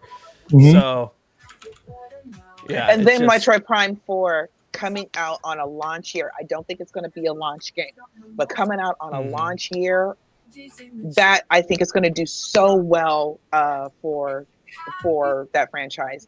And then because people are going to pick it up and they're like, well, you know, there's Mario and there's this, but I've never played this game before. What's Metroid about? Let me try it. And then they'll find out there's other Metroid games. Do you have any idea how exciting? I know you guys have all experienced it. You pick up something, you never heard of it, and then to find out there's other games to play. Yeah, that's such a good feeling. It's like my adventure doesn't have to end exactly, you know, just this version of it. So that's even better. It's gonna be good times are coming. Another reason I had to stop spending money. Otherwise, I won't have no money next year to pay for all the games I'm gonna have to buy next year. Yeah. Just real quick, if you want your question answered, we are going to start the Q&A very soon. Okay, so go ahead and ask your question, and one of our amazing co-hosts here will click that little star in the corner of your question so that we can go ahead and answer that question at the end. Okay, so all the questions, make sure that you direct all the questions towards the end. I know that a lot of the co-hosts are like they tempted to answer the question in the chat. Let's leave the questions to the end of the podcast. That way we have something to answer at the end. All right. So with that, can't help it. We love talking to y'all. I know. You guys are amazing. You guys are awesome. So good at multitasking. But I love the thing is I want to reward the conversation. I want to reward our chat by having their questions kind of put it on screen there and then highlight them and shout them out and stuff. And it's part of the fun. Video games, guys. We are no shortage of video games. Okay, and this is Nintendo Switch. Now, just think about this. Every Nintendo Switch game right now is essentially a Nintendo Switch 2 game. Let me tell you why.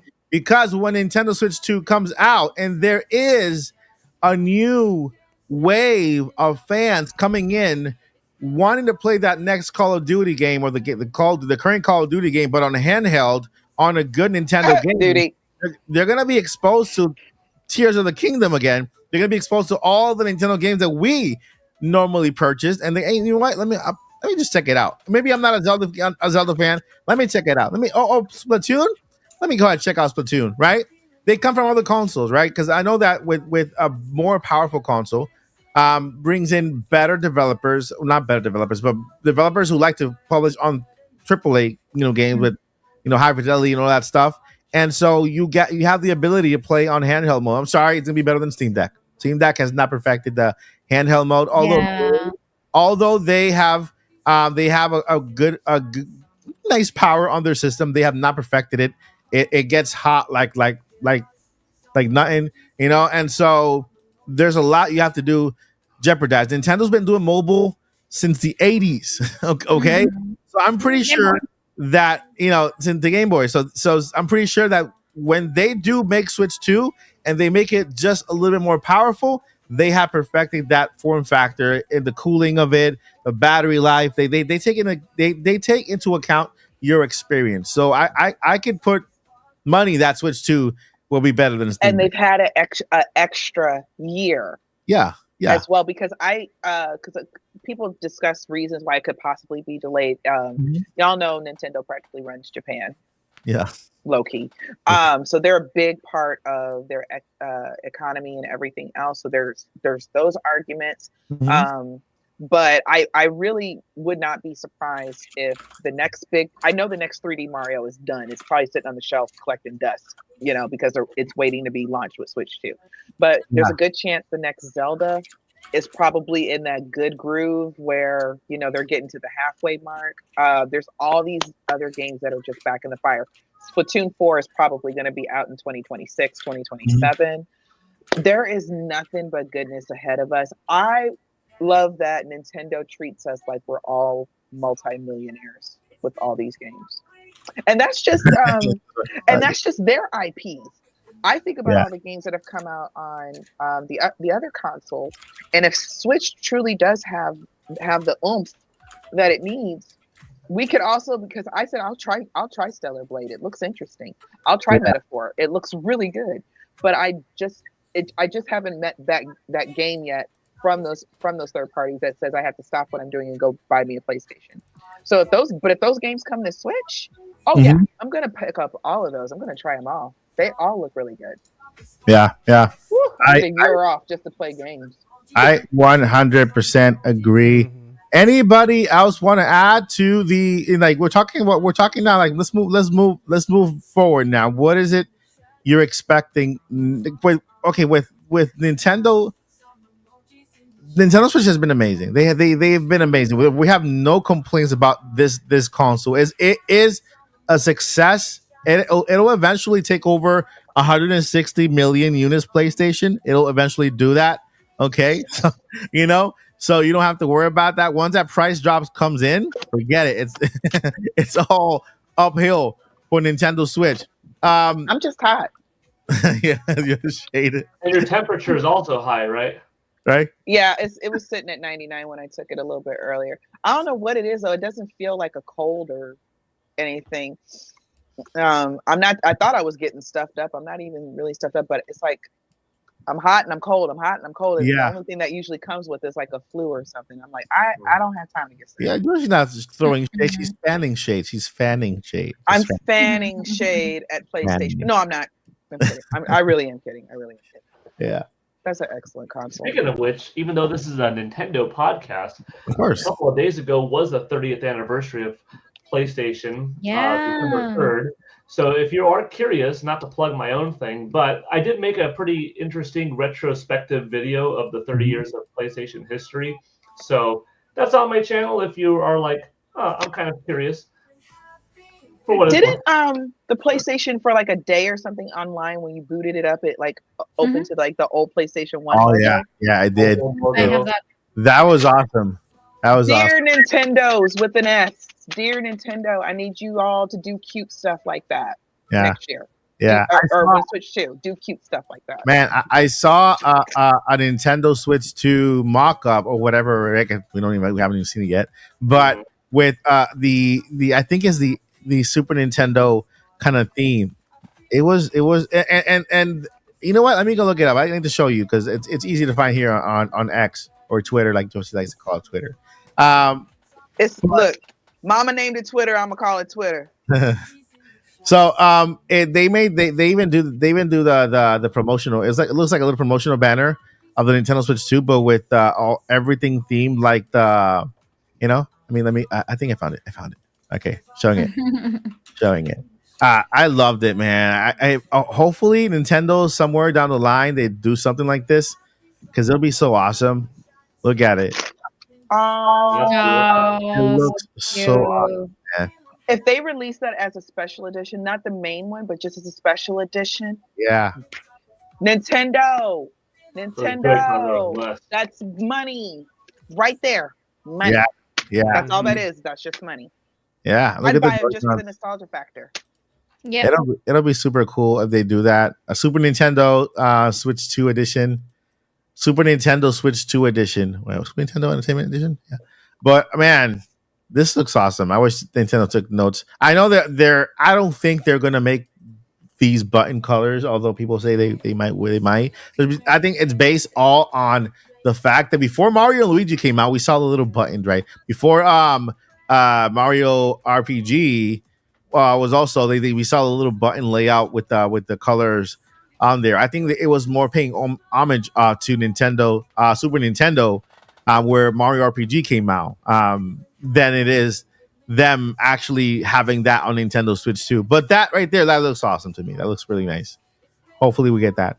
And to end it, before we went to Q&A, let's say this is the form factor. This is the Nintendo Switch. This is exactly it. What are your thoughts on it? What are your thoughts on having this as the Nintendo Switch? Of course, more powerful, bigger screen, but same form factor. Are you guys happy with this form factor? I want more colors. I would like this as a special edition. Yeah. And then Nintendo, because of special edition, 90s kids like us, we'll pay extra $50 for it. For real. But I want Switch 2 to be its own entity. I don't want them to do the neon and blue, neon pink or red or whatever, and blue like we have for Switch 1. I want it to be its own thing so people can obviously just visually without reading anything. Oh, this is the new thing. This is the new system. Give us different colors, make the buttons colored. Somebody wants a real D-pad. I don't care, but whatever. So, a lot of people said they want a different D-pad. Do it so it looks different and it looks like the big brother. It looks like the bigger brother. It looks like the new thing. Of course. Yeah. And what? How hard is it to sell Joy-Con with a D-pad? It's detachable. If people want a D-pad, you go. Sell a single Joy-Con for $49 with the D-pad, and then there you go. To elaborate on that, excuse me. What I really, really want, and this could play into why it's Nintendo Switch attached, if that is if that is true. Yeah, I want multiple flavors of right Joy-Con, like make a right GameCube Joy-Con, so that in the right Joy-Con place, you've got the big A with the little B with the kidney bean Y and the kidney bean X, and go with that Z and go with that R trigger. Give me a right Nintendo 64 Joy-Con with the B, A, C button, C button, C button, C button, and just in case, throw on that analog stick to keep it modern, with the GameCube one, keeping that yellow one. You know what I mean?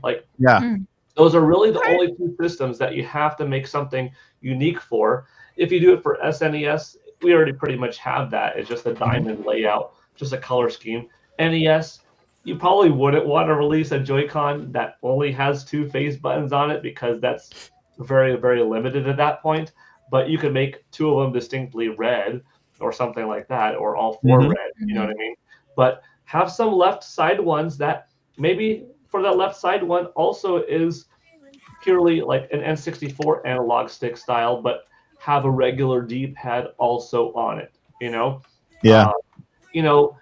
Like this is the way to go for one more differentiating factor of Nintendo Switch 2, attach more peripherals on it that the former didn't have. And like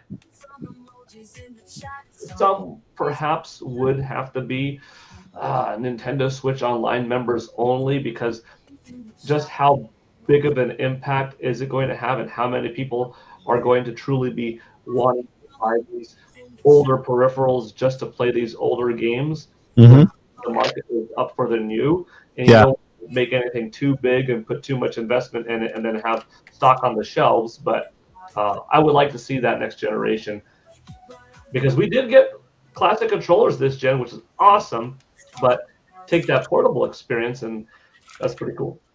And one thing too, because I never tell Nintendo what to do, but I do. I'm gonna tell Nintendo what to do this one time. So when we give Paul that GameCube controller shaped Joy-Con, and you do another re-release of the GameCube controller, whether it's Joy-Con version or not, please just take the Z button and just put one here too. One more. Just put one more. Then we can play any modern game with this controller. Like, why does this Wii U version still not have that? And allow us to click in the two sticks.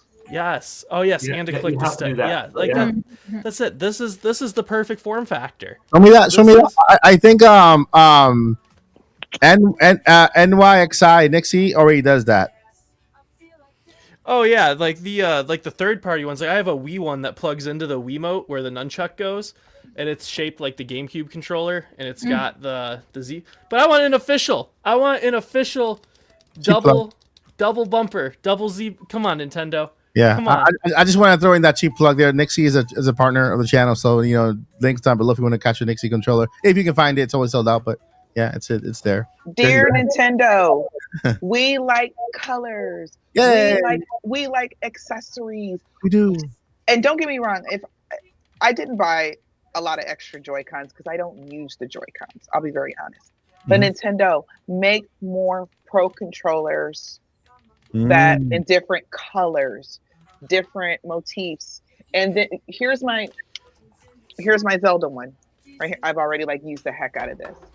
Okay, could have done a little bit of a better job, Nintendo. Could have done a little bit better, but still, because it's Zelda, crazy people like me buy this stuff. Okay, so I need y'all to go a little bit harder with your Pro controllers next time. Okay, we Joycey, here. Have you seen the Xbox Lab? They're fantastic, amazing. Who's playing guitar? I am. Who's your little ukulele? That sounded like so confused. Yeah, I was like, where's? He has a little guitar. And I looked and I didn't see anybody holding a guitar. So I'm very surprised that you can play it though. But I didn't think that you were gonna be able to hear it. But yeah, we should do like that. Get on the Fallon show where they all have little musical instruments from kindergarten and they all sing a song. And it's go ahead. But Joycey, the Xbox Lab is something on the Xbox website. Well, it's its own website where you can design your own controller and they'll send it to you. They've had it for 8 years now. Amazing. Long time, and so we can have that for the Switch too. Nintendo! You choose your own color. You can choose a gradient if you want, not just a color. So you can have it gradient down. You choose the color of each button, and then it just gets made and shipped right to your house. You could choose text to be on it. Everybody watching could have Paul Gill Network on your own controller. Why would you could I have want one that that says Joycey's special controller that no one else is allowed to use. Or you can just have Team Odyssey also on your controller. Yeah. I could get one that said Nintopics. Now that would make sense. I agree. I think that would.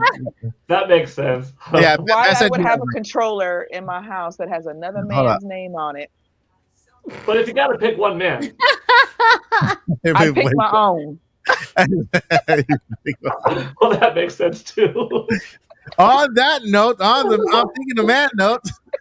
I love you, cousin Paul. I do. It's time for our Q&A. So there are I see questions. Do I see right? Best segue of the year.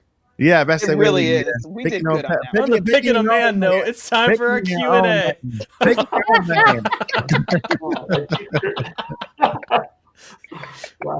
Oh, that was awesome. Picking I your own love it man. here. All right, so who's gonna pick it? Who's the first one to pick a man? All right, I'll read 'em. Go ahead, Tracy. No worries. What? Okay, now what happened there, Zach? I missed that one. I want to laugh. When going over instead of saying who's the first question, Mike said who's the first one to pick a man. And bachelor number 1 is like. I like long walks on the beach, and I like to listen to Backstreet Boys. Like long walks on the beach while using my Switch in handheld mode. While listening to Backstreet Boys, I want it that way. No, because now with the Switch 2, you can get your music app. Right? You can play Romance in the Air from Skyward Sword while holding hands while we walk down the beach. That's a commercial. Dating app. Yeah, There you go, Bob. apparently. Pokemon fan said, "Is this a dating app?" That's the new Switch commercial. That's the next thing Nintendo's going to come out with. They're a lifestyle thing at this point. You don't like someone? Just switch. Switch to someone new. Instead of swiping, you pull the Joy-Con out. Well, you might attach to someone. Yeah, attach the Joy-Con. And y'all might click together. Wait, wasn't that supposed to be family friendly? It's family friendly. We're talking It about is. Family friendly. I'm saying for the girls that are playing Pokemon, gotta catch them all. The man. There you go. Anyway, moving forward, let's pass it over to Lilly Hyrule for Time to go to bed. our Q&A portion of the podcast. Yeah. So Sergi, thank you very much for sending your question. What's the best, or which ones were the best games for Nintendo Switch 2? For people who missed out on the Switch. So I'm guessing, what are the best games for Switch 2? Easy answer. Yeah. Easy answer. Every single game that has come out on Switch that you missed out, you can play on Switch too. It's backwards compatible. So everybody suggest a game and don't suggest them all, otherwise we'll be here another 3 hours. all right, I'll just suggest Skyward Sword because I'm playing that one. There you go. Yeah. The best games for Switch 2. Yeah, go Lily. I'm gonna go with Metroid. Metroid Dread. Metroid Prime. Oh, for the Switch 2, Metroid Prime 4. So I Yeah. think they're saying for so people misread who that. didn't buy a Switch, what Switch games should they get with the Switch 2 was how I read it. Okay. Okay. I'll go with Tears of the Kingdom. So far, every game on Switch is compatible with Switch 2. So yeah, there's first off, you get a Switch 2. You're gonna get the entire library of Switch. Plus the games that are coming out on Switch 2, we still don't know what game we're gonna get yet. I'm sure there's Mario, Zelda, Splatoon. We don't know when they're coming out, but so far we got the Replay Lee is gonna be on Switch 2. Call of Duty is gonna be on Switch 2. And there's gonna be a lot. What is happening? It's a lot of I'm going to suggest one because I'm going to talk about it forever. Hopefully we get a third one. If you did not play, it's on PlayStation 2, I believe. But if you didn't play Octopath 1 and 2, I highly recommend it. You need it in your life. You need it. I promise you. You need it. Just go buy it. Don't even look nothing up. Just go buy it. You gotta. I'm telling you. You know what I'm telling you? You got to me telling you. I'm telling Wait you. a minute. Can I say that? You can say it. I give can you say it? permission. I give you permission. I'm Hispanic. Okay, I'm trying to sound like Tony Montana, Montana. which is not a family-friendly movie. It's not Montana. Tony, who the heck is Tony Montana? Scarface. You ever see Scarface? Yeah. Okay. I'm in character. I'll go next. If you missed out on the 8 years of Nintendo Switch and you're buying a Nintendo Switch 2 and you want to know what's That's a lot of years to miss out on. Were you in a coma? Mm-hmm. Living under a rock.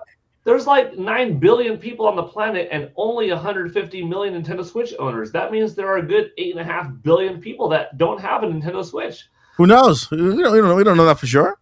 So What if they shared it? if you Fact. get Yeah, a they were buying Switch used systems. Yeah. There you go. Ooh, you can't. You see, that's another different market. Besides the Yeah, not included in the numbers. yeah. Like if you go to eBay on Amazon, you know how many Switches have sold like just second hand, third hand, fourth hands, Fifth hand. fifth hand too. My recommended title is The Legend of Zelda: Breath of the Wild because it's my favorite game of all time. So if you missed out on it this gen, pick it up on Nintendo Switch 2 and play it for the first time. Fantastic game. I It agree. also comes with NSO probably, and then I want you to get on the NSO and then play A Link to the Past. That's my favorite Zelda game of all time. Yeah. I double agree. Mm-hmm. Yeah, I know. I would say got to go with the combo at this point and go Breath of the Wild and Tears of the Kingdom. But since Lily and Paul said those individually, I am going to say Mario Kart because Mm. there's so much to do on there right now. Yeah. What y'all think the next Mario Kart gonna look like? Mario I don't Kart- think they expected Mario Kart to be like it just sells. It's Gonna have still a- going. week. It's gonna have a track maker for sure. A track maker, so you can make your own tracks and then kind of upload them and people can play all the tracks. Mm. And so it's a lot. It's a lot they're gonna go in there and stuff. Hey, It's Boom, gonna be thank fifth you. dimension. It's gonna be fifth dimension. You can actually like drive. Deluxe or Mario Kart 8 Deluxe because the first Deluxe wasn't enough. So What? it's going to be Mario Everyone's Kart favorite X, Cody. but an infinity symbol, like with the X in the middle of it. Boom, baby. Because there's an There argument you that go. Mario Kart 9 is Mario Kart Tour. All right, so Boom Mini, $5. Thank you so much for your super chat. You are awesome. What's Thank you. everyone's favorite cozy horror and cozy thriller game? Luigi's Mansion. Or for NES is the cozy horror game. Luigi's Mansion has to be like the best cozy horror game. Like Luigi's Mansion That's 3. probably the real answer. Yeah. Mansion 3 or one of those three. What was Yeah. the first Binding of game you said, Isaac. Paul? Chiller for NES. Oh, okay. Okay, so that's a real game. I thought that was something. I thought that was a Paulism. Oh no, real game. Okay. Is it on any console or is it on Switch? Boom Mini's question. Yeah. Mm. No, the game that you were talking about, Paul, is that Oh, on? my is answer it on- only on NES. Oh, okay. My favorite if it's NES, I'm gonna choose Caveman Games. Caveman Games.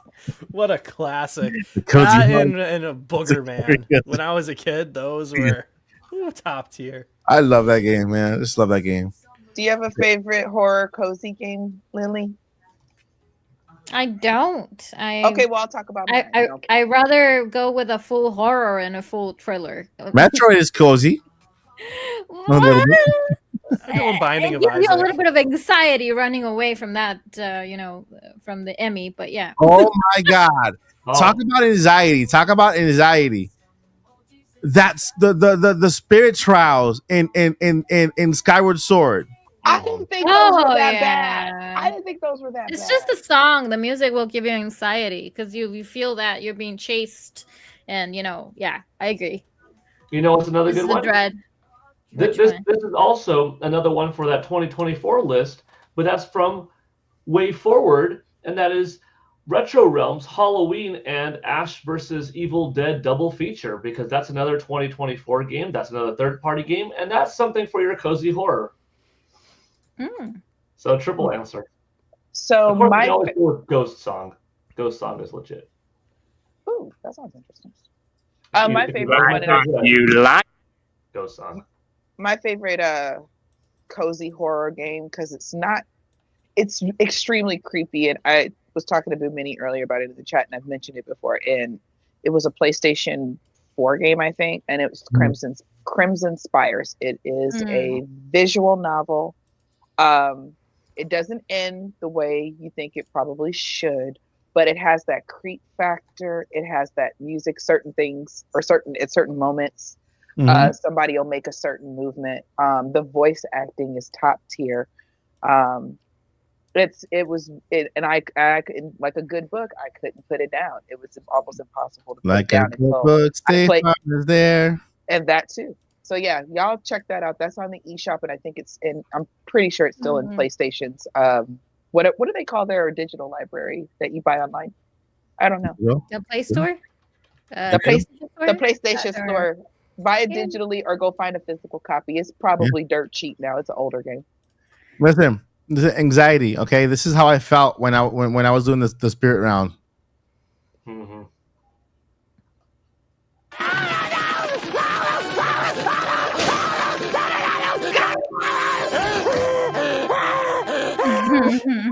Yeah, exactly that.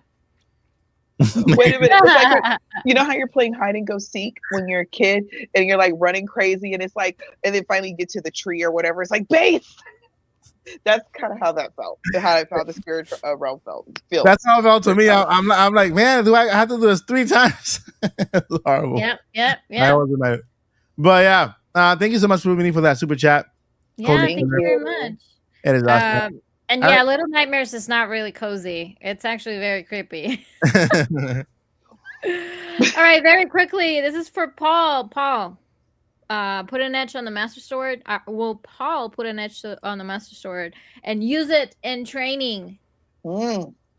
I should. You should. Give him any ideas. This one, to be fair, is plastic.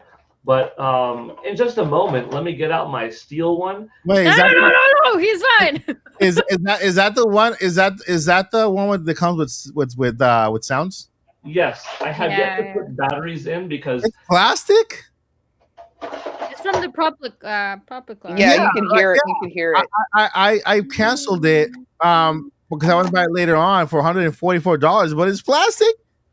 I can 3D print that myself. it's plastic because otherwise they would be selling a real weapon. But $144 though. But when you say plastic, are you talking about like PVC kind of plastic, like that one, like the little, the I strong? haven't whacked it against anything, but it looks like it's a hard, high-quality plastic, kind of like the good quality lightsabers that come out that you could smack against one another. So I don't know if it's high grade.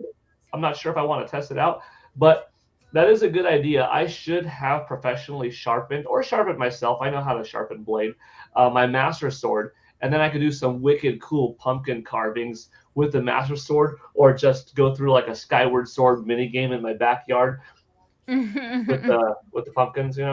Stay tuned to October 2025 for Paul Gale Network channel for Master Sword pumpkin carving competition. You can order a true replica, and it is a weapon, and you can order it. I think it's a pain in the hiney though to get it. I have a real katana because that used to be one of my weapons when I used to go do competitions and forums and stuff like that. So I have 3 bow staffs. I have katana. I have some nunchucks. My katana like huge like that and big. It was pretty cool. That's why I asked, because if I want to get my Master Sword, I want to get a real one. Like I want to really save Hyrule with it. And Hyrule is my house. I think what's wild about that, if I were to order one, it would literally never come out of the case. The case. Yeah. I would be like, yay, it's the sword and it's real. Oh my god. Okay, let's put it up now. High quality Hylian shield. That's hard to come by because I've seen some fan-made Hylian shields, but they're too flat, or they're the wrong curvature, or they don't have the same don't have the shape. right practicality. I mean, not that I'm going to go out there swinging swords and absorbing attacks, but I want one to be as accurate looking and functioning as possible. I've seen some made that are like, no, this one's legit. That's the one I want to get, but I haven't seen it. Etsy, they got some really good designers there. Some really good craft guys. Yeah. Next question. Thank you. Thank you so much for the question, Pokemon fan. Anyone can? Will GameCube finally come to? I guess it meant NSO for the next gen. Also, do you think they'll put games like Mario Party 4, 5, 6, and 7, Mario Kart Double Dash, Pokemon Coliseum, or Gale of Darkness? Listen, this is me right here. This is my forte. Those games are exactly the reason why GameCube has to make it to NSO. Look at that, Paul. Is that a plastic one? It looks like a balloon. So It does from the side. So those games, and Gale Age of Darkness, is that a game?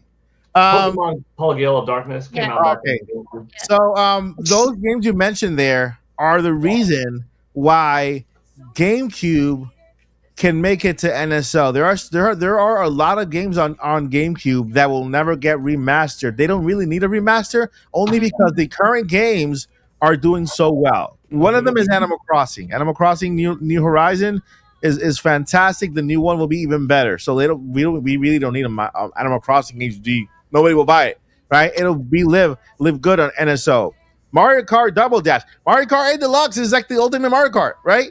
So Mario Kart Double Dash, for those who love Double Dash, that will be a great game to bring people to NSO because of the nostalgia factor. Again, all the Mario parties, 4, 5, 6, and 7, those will live great on NSO GameCube. Now, I agree, there are some games that will make better remasters, and like the ones that they've already made, but there are those games that will never get remasters or HD versions that will live perfectly on NSO. Which, by the way, once GameCube comes to NSO, I suggest you guys to pick up a Nixie controller NYX5 from GameCube. It's down below in the description, and you got to get them before they sell out because they're great. Mm-hmm. See, look, Yep. it's coming. No, It's coming. I know it's coming. It's definitely is. But I feel like Nintendo is simply, setting up everything like the path, how they want to go with it.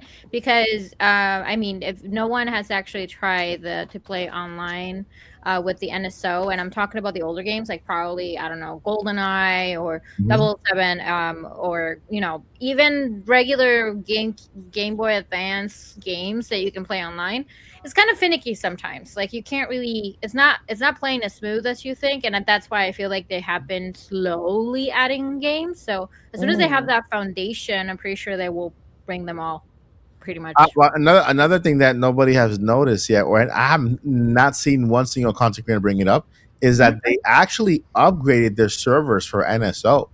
They upgraded every server through There for you NSO. go. In the past year, they've been upgrading all their servers, and then once they finish upgrading the servers, that's when that playtest showed up. Okay, so I like I said, that playtest has nothing to do with those little monkeys jumping up and down and swinging left and right. I think that's just them testing the servers to see how much they can handle, how much they can get away with. I think the height of how you can build has to do with how the servers can handle it, the width, and how they move and how they build, all that stuff. So there are certain things they were kind of looking at to see how it would handle, and yeah. So that's Yep. those are my 2 cents. Anyone would like to add to that before I move to the other question? Buy a controller, Nixie. Description. Aside from a plug. Certain games will probably get remakes, remasters, ports, and then I could see also a GameCube NSO app existing, and maybe even like a Sega Dreamcast app existing, and continuing perhaps in another tier beyond expansion pack where you're paying a little bit more, but you're getting some higher caliber, more modern, even though they're kind of old school at this point. Yeah. The expansion to the expansion pack. Yeah. All right. Thank you for that question. Thank you very much, Pokemon fan. Now, Thank Tasho you. is asking, since accessory makers are seemingly not waiting for Nintendo to reveal the Switch successor, do you think there will be an even more Switch 2 accessories revealed in the coming weeks? Oh yes, for sure. I mean, It's gonna start leaking.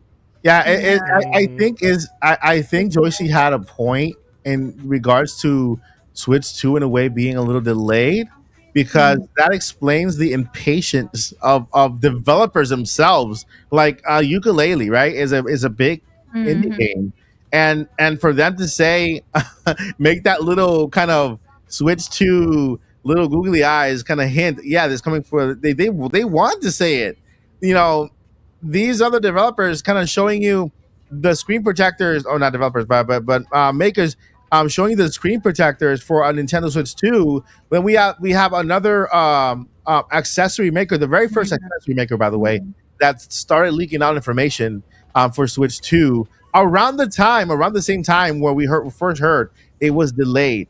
Okay, that was around the time they started leaking out information on Switch 2 and said 2025.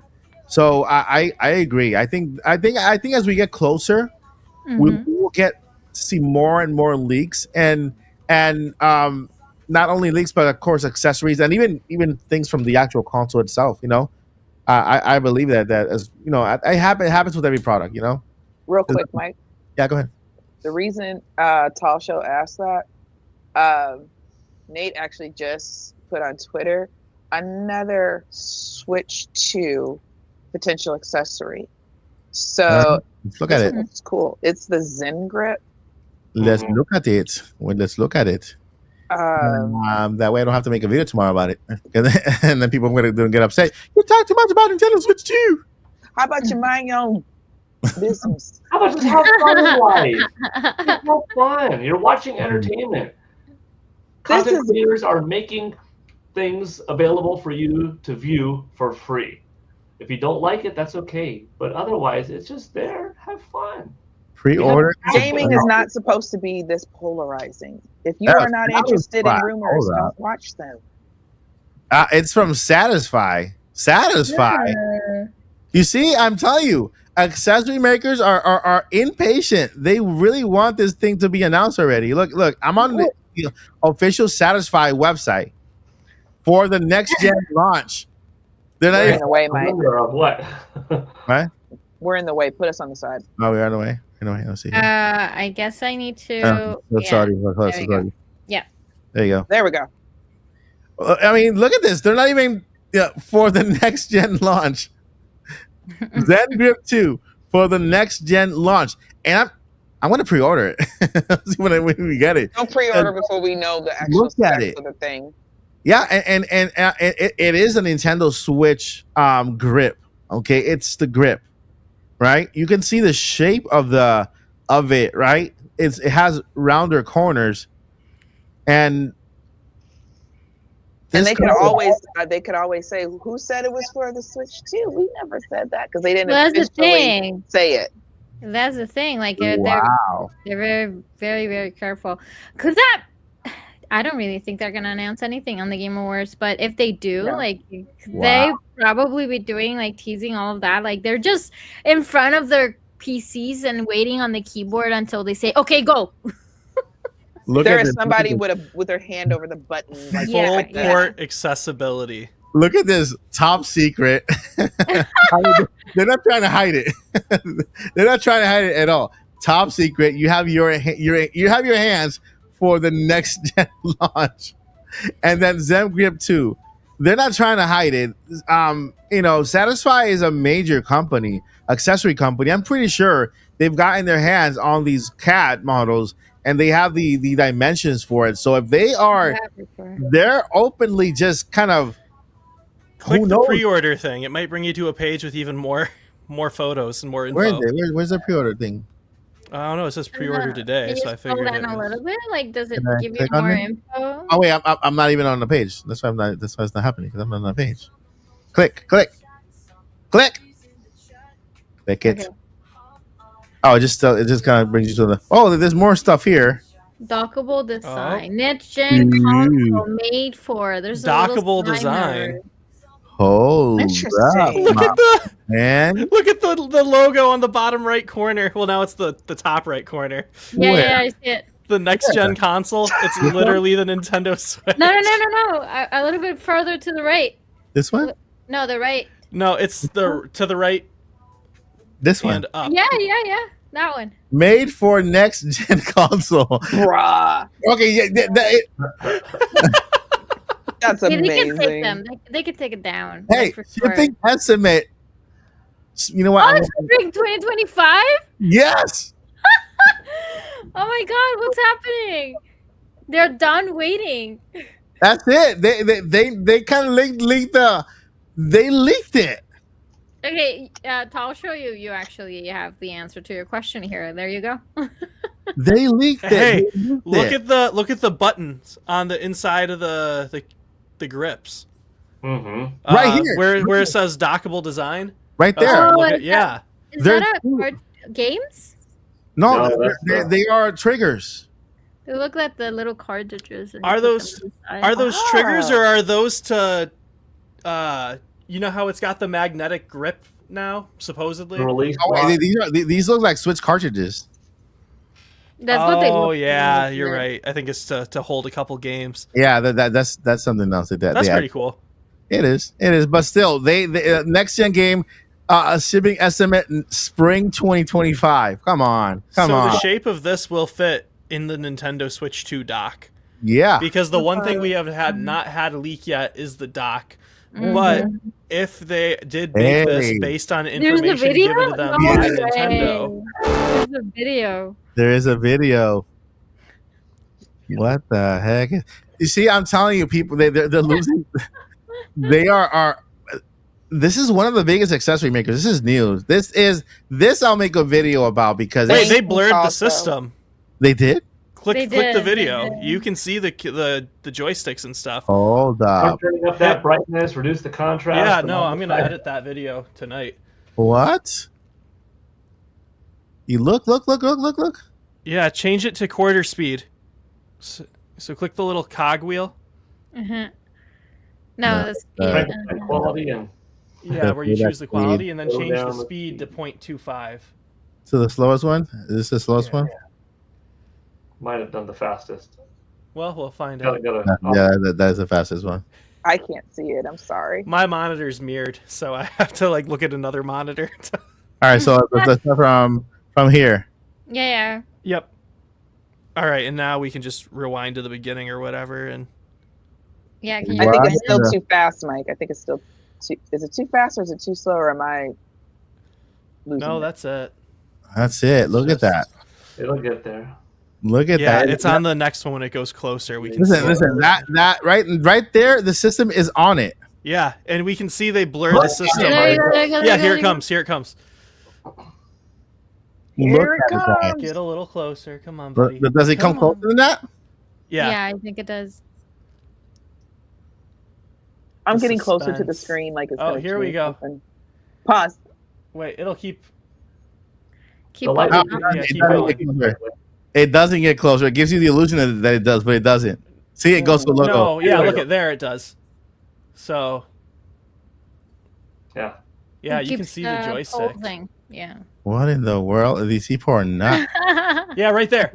Stop. There you go. There you go. There There, we you go. go. Whoa, hold up. Look at this. Look at this right here. What the heck is wrong with these people? We have Somebody's two colors. getting fired. Somebody's getting fired. They're getting a lawsuit. Listen, guys, everybody screenshot because we don't know if this is gonna stay up. Screenshot just to make sure that Probably not. screenshot and make sure you screenshot. And of course, there is a chance that that's just some dummy system and not a Switch too. but it's so- still in the original dimension, so that's like a big thing there, man. Yeah. Insane. Satisfied? You got some explaining to do. Because I can see the home button thing on the left the Joy-Con. Yeah, man. I'm gonna take this. I'm gonna throw this into Photoshop. Look at this, but I mean, look at already the system here, right? This is And the insane, fact man. that it's going to grip it, and maybe I'm not seeing it correctly, but the fact that it's going to grip it to where on the smaller Switch or Switch 1, I guess, Mhm. is where the screen is. So that leads me to believe that the Joy-Cons are maybe a little bit bigger. Oh yeah, they are. They're longer. They're longer to kind of fit the screen because the system itself is 8 inches. So 8 inches diagonally. Is that how you go like diagonally? 8 inches like that. So it's taller. The Switch is taller, and so Okay. yeah. But I mean, there is no. I don't even know what to say, How man. many views this does is not YouTube video have? necessarily. Say What'd again? you say, Zach? Oh, I just said how many views does this 466 views uploaded 8 hours ago, but it's unlisted, so you can only get to it from the website. Mm-hmm, mm-hmm. Mm. Ooh. So it's unlisted on You know what? I can What? download. I can since I have access to the video here. I can download the video. You can And- download the video. I can download it. Yeah, if you have YouTube Premium, you can just download this too, Yes. straight from. What my goodness. And Hey, yes, I want to say something very muy importante. say- Oh, and it's 4K, so that means I we love should this have for some y'all more because y'all info. actually understand technology and stuff. But I was gonna just say real quick. Uh-huh. Now, mind you, I got back into gaming when Switch came out. Before that, I was playing on my Wii U and everything, and the internet wasn't anything like it is now. So, has there been this much hype before, or is it because maybe we're all technically, parasocially together now that we can all tweet our excitement or Facebook our excitement or Instagram it or whatever? Because I feel like we're on the edge of our seat. I use edge for a reason. We're all like Nintendo's literally edging us. Because I'm sorry, I had to say it. But charge it to my head, not my heart, y'all. But seriously, I feel like everybody is just kind of waiting on this. Yeah. I didn't see this, and I'm not on Twitter all day like I used to be when it was normal, but I look and everything, and I don't see this much hype for any other console or any. I see a lot of people arguing over consoles, but I don't see people that are just like, I'm so happy with my Xbox and I love it. I'm so happy with my PlayStation and I love it. I don't see a whole lot of that. I don't know why. Yeah. I get all kinds of notifications, so it's like everybody's literally on the edge of their seat. And FYI, y'all, no matter what leaks, that's not going to force Nintendo's hand. I don't believe. They're even if the whole thing leaks, all they're going to do is hand out, cease and desist letters and lawsuits. They're still not going to reveal it until they're darn good and ready. So I will say that. But that's kind of hype. Can I ask a question? Why is there a Slim? Huh? Zen 2 Grip, Zen Grip 2 Slim, and Zen 2 Grip. Select the options. So does that mean the Slim might just be because that's a slim case, but so it might not have to do with the Switch 2 itself. Yeah, it's a Zen Grip 2, the same one. Or no, I'm saying, oh yeah, The you're right. It's the thickness same. of the grip. Well, there was that rumor Let's see. long so I time just ago clicked the that said bundle. it's two. So Yeah, that's two models, right? So There's two models. what if they just launched the smaller one and the bigger one at the same time? Descriptions.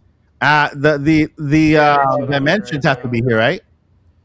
Next gen ready. Next gen console right there. I mean, technology. okay, no. So there's only one model because it says includes Zen Grip 2 plus slim case. Oh, the case. Okay, the case is called Slim. Okay, but here Does it we show the dimensions. I'm sorry, Mike. that's what I was looking for here. Shopping option. There it is again. What Lily pointed it out. There it is again. It's next gen console that's mysteriously shaped like. Okay, well, what if it's a Steam Deck? I'm gonna take it with me. So if you look at the image, we can see that it clearly on the page that Mike's on, where it has the 4 pictures on there. Yeah. If you scroll up to the top. The top. Oh, sorry, I was looking at the wrong thing. On the left, there's the 4 pictures you can choose from. The third one, I think. This one? Or sorry, the 4th. The 4th? That one? So we can see that is a Switch cartridge in there. Like we can see the. Yeah. I'm zoomed in on it over here, and I see the Nintendo Switch logo on that. Yeah, I zoom in on everything blind because that's why I know. That's why I know what it was earlier. Because I have to zoom in automatically on everything because if not, I can't see it. You know. Somebody getting fired. Because we can see the Nintendo Switch logo on that. Podcast is going a little extra, but guys, this is big. This is huge. Okay. Not trying to start nothing, but I noticed that Paul has gone mysteriously kind of quiet because he is probably a Nintendo ninja among us. Just making sure that whatever. So everybody who's here and podcast members, please lock your doors and your windows because Paul's probably coming after all of us tonight. I just wanted to throw that out there. I'll be right back, Be y'all. careful out there, okay? I'm looking for the dimensions. That's the one thing we're looking for. It has to have some type of dimension on it. Right? Do they by law? I guess maybe. If it's pre-order, I'm not sure. Yeah, because how do they know it's gonna fit? Right? Dimensions. Come on, Gem Grip. Give us all. If you're gonna give us something, give us all the information. You notice these little bumps up here too, or is that's just the branding? I'm not sure. I think that's their branding. It looked like it, at least from the other page. All right, friends. So I mean, there you have it. Pre-order estimate shipping in spring. Spring. Okay. Why would it Spring is arrive around the corner, pretty much, if you think about it. Yeah, spring is in March. Spring is at the end of March. Why would it 20th through June 20th? Yeah. So why would that arrive in spring? I mean, unless they want to arrive before the Switch 2, you can have it, but still right there is spring 2025. I mean, you can't argue with one of the biggest accessory companies in the world giving you here a Switch 2. Man. I don't know what to say. I don't know what to say. I'm flabbergasted, or what do you call that thing? Flabbergasted, yeah. Yeah, Right. flabbergasted. I'm going to save the website, every page on it, as a PDF form because I don't know if it's gonna stay. Yeah, you don't know how long it's gonna Or stay. as a PDF. That's how you do it, guys. And save it. There you go. It's saved. I can also take the code and hack it. Let me see here. Fonts, images, and take a look at this. You see images there. You want to grab look at that. If you want to grab the original images, Yep. there you go. That's a small one. Another grip. Does it Grabbing say it. anything? Am I breaking the law here on live stream? Breaking the law. Breaking the law. It's breaking. It's broken. All right, my friends. It's I don't know what to say there. There's more questions, right? Let's go over them. Yeah, there's a super chat from Boo Mini. Boo And Mini. Thank you, Boo Mini. PGA. yeah, yep. Who could that be? Paul, the Paul Gen. Oh, it's Next Gen Network. Next Gen Network. Yeah, that's for sure. Did you like the ending of Emio? No spoilers. Yes. Okay, yeah, that's good. That's it. Good answer, no spoiler. Because that, if he elaborates, we'll probably give you spoilers. It's the spoiler. Yeah. Thank you for that. Thank you very much. Mini. Thank you. And we have another question from Pokemon Fan. So do you think I should get the Sims bundle? If any of you played it, what are your thoughts? Also, do you think Tomodachi Life will come to the Switch as a port since they did Miitopia? So you're talking about My Sims bundle, right? The cozy bundle? My Sims? Yeah. Yeah, get it. I love that game. I played it, the original one. This is an HD kind of port with the bundle added. I think it was like a castle or whatever, like a royalty, whatever, added to that. But you should get it. It's awesome. That was the first cozy game before Animal Crossing was ever cozy. My Sims was there. I think I played it on PC on my big giant hunchback PC at one point. Back in the day when you got mail after the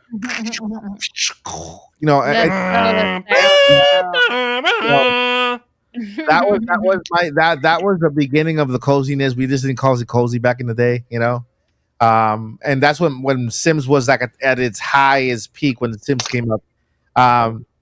So yeah, I get it. Miitopia eventually, Tomodachi Life eventually. Miitopia proved that franchise is not dead. So Nintendo's gonna continue using their means to, make cool games. All right, next question. And the last question is actually for Joycey. This was a question You. You, because Anime Phase asked you this question, but you were away, remember? And we Oh, I'm had sorry. this question like, no. I was in one of the previous podcasts, and Oh, okay. she Yeah. wanted to ask the question again. So the question is, how do you think they will work out a third party characters, so non Nintendo, like the one Sonic, for example, in the inevitable Super Smash Bros. Movie, since now we're dealing with different films instead of game studios. So I think we were talking about like the Movies, yeah. the movie, and do you think that those characters, the third party characters, will work? Non Nintendo characters. When you say third party, are we talking about, because Bayonetta is no longer third party anymore, but a character like her where she is, we take her seriously, but she's also a little cartoonish. You know what I mean? Or are we talking about Movies. Who's the big? Oh wait, I'm sorry. So it's think I'm- about the I'm movie, sorry. but it's an example because everybody believes that we're gonna get a Smash Brothers movie at the end. Okay, I'm So on the right track. do you think that they will work with third party characters, like probably have like movies or probably incorporate them in some of the movies? And we're talking specifically non-Nintendo characters like Sonic, like Snake, like I don't know, Cloud for Final Fantasy, Sora, like all the other that with Smash Brothers. I think because when I'm thinking third party, for whatever reason, my mind's going to like the realistic characters like Horizon and God of War. And Okay. They're not going to call them. Those guys aren't going to be in Smash. They'd have to cartoonify them. But as far as Sonic, like I said, Bayonetta's cartoonish, even though she's a different type of character. I think they can definitely work them in. It's hard to kind of see that far ahead. Because we're already running into a similar issue with the Zelda movie. It's going to be live action. Yeah. So while there's ways around that, they came from this different portal, and now that they're in this world, now they're a cartoon version of themselves. You know what I mean? Yeah, I agree. I think about Endgame, Marvel Endgame, right? Yeah. At the very end, because my next door neighbor ruined this for us, but whatever. Yeah. And when all the portals open, and it used to, and I loved Black Panther and Wakanda Forever, of course. And you just see all these people just coming out of all these different portals to, basically beat the big baddie. That's kind of what comes to my mind in a way. Nintendo will do it very differently, but that's something that comes to my mind. So we can have Mario and all the Toads and Yoshi's coming out from their portal, and Bayonetta and John coming out from their portal and everything, with all kinds of demons and angels running after them. All there, and it can kind of work. I definitely think that and it would just be amazing if we could get a Sora and Sonic coming out of their portal, and whoever the big baddie would be at the end of that universe. Yeah. I could see it working. I can definitely see it working. My other thing is, though, I don't know if Nintendo's going to do that because of the fact that it's going to be Nintendo's universe. And even though I know we think we're going to get a Smash Bros. Movie, I think us as the cast by then, I think we'll be good and retired by the time. It'll be like old and pruny. But they can do a Smash Bros. Movie with the original cast, like Smash Bros. 1, like with all first party games for it being the beginning. I know Sony wants in because they've already thrown a little bit of a hint at Nintendo with mentioning Pokemon in the Pokemon upcoming movie. Pokemon Sonic 3 mentions Pokemon straight up. Hey, you look like a Pokemon. So it's like, oh, so you guys know what Pokemon is. Where they are. So it's like, yeah, you look like Pikachu, so it's like they've already opened that door. They want it. Sega wants it. They want into the Nintendo universe. Well, Nintendo, I agree with Joycey. I think that not at the beginning, and then also there's the issue of Zelda being live action unless they do a Zelda animated, or maybe they do. Metroid's probably going to be live action too. Exactly, or probably. maybe they do what James Gunn is doing with the DC universe. They're connecting everything right now. Creature Commandos just debuted it on HBO Max. Right, it's part of the DC universe, and those cartoon creatures will eventually make it into live action form with the same people who are voice acting them too. So it's like everything is connected with each other. So maybe Zelda could make it somehow in some portal. You know, I mean, Exactly. yeah. Well, here's the other thing. That I think I want to get more to the crux of Anime Phase's question, because she brings up a good point about how are we dealing with different game studios and everything. Nintendo already beat the final boss of that, and when we got Sora, because Disney don't want their characters going nowhere, just like Nintendo don't want their characters going anywhere. So we already beat Disney, or they signed whatever contracts and made whatever sacrifices they had to make for that. And because Sora is well represented, I think in Smash Bros, it's not an insult. They're not making fun of the character. They're just there to battle like everybody else.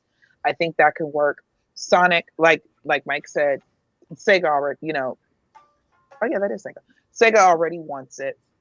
I don't, and it's probably not going to be hard to get Sony Movie on board, the movie production part of them. I don't think it's going to be hard for them to get that on all together, because we're probably looking a good 10, 15, 20 years into the future for that. Nintendo's probably already working on that.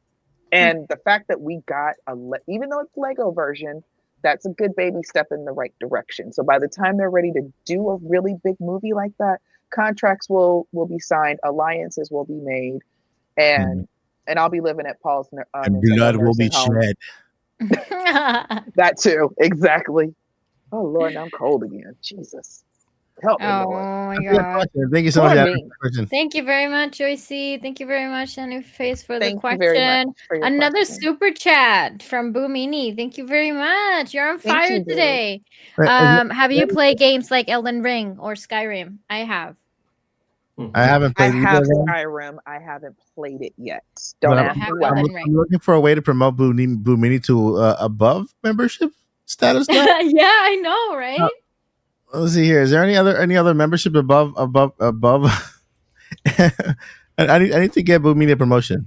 She's a Phantom Crew member. Of Yeah, the podcast. I'm probably gonna make her a podcast host next year. Yep, she'll be with us, Yen.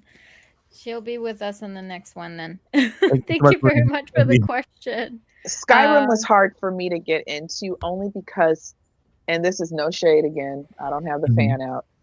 It's because it plays off of realism and the fact that they're trying to make things look a little bit more realistic.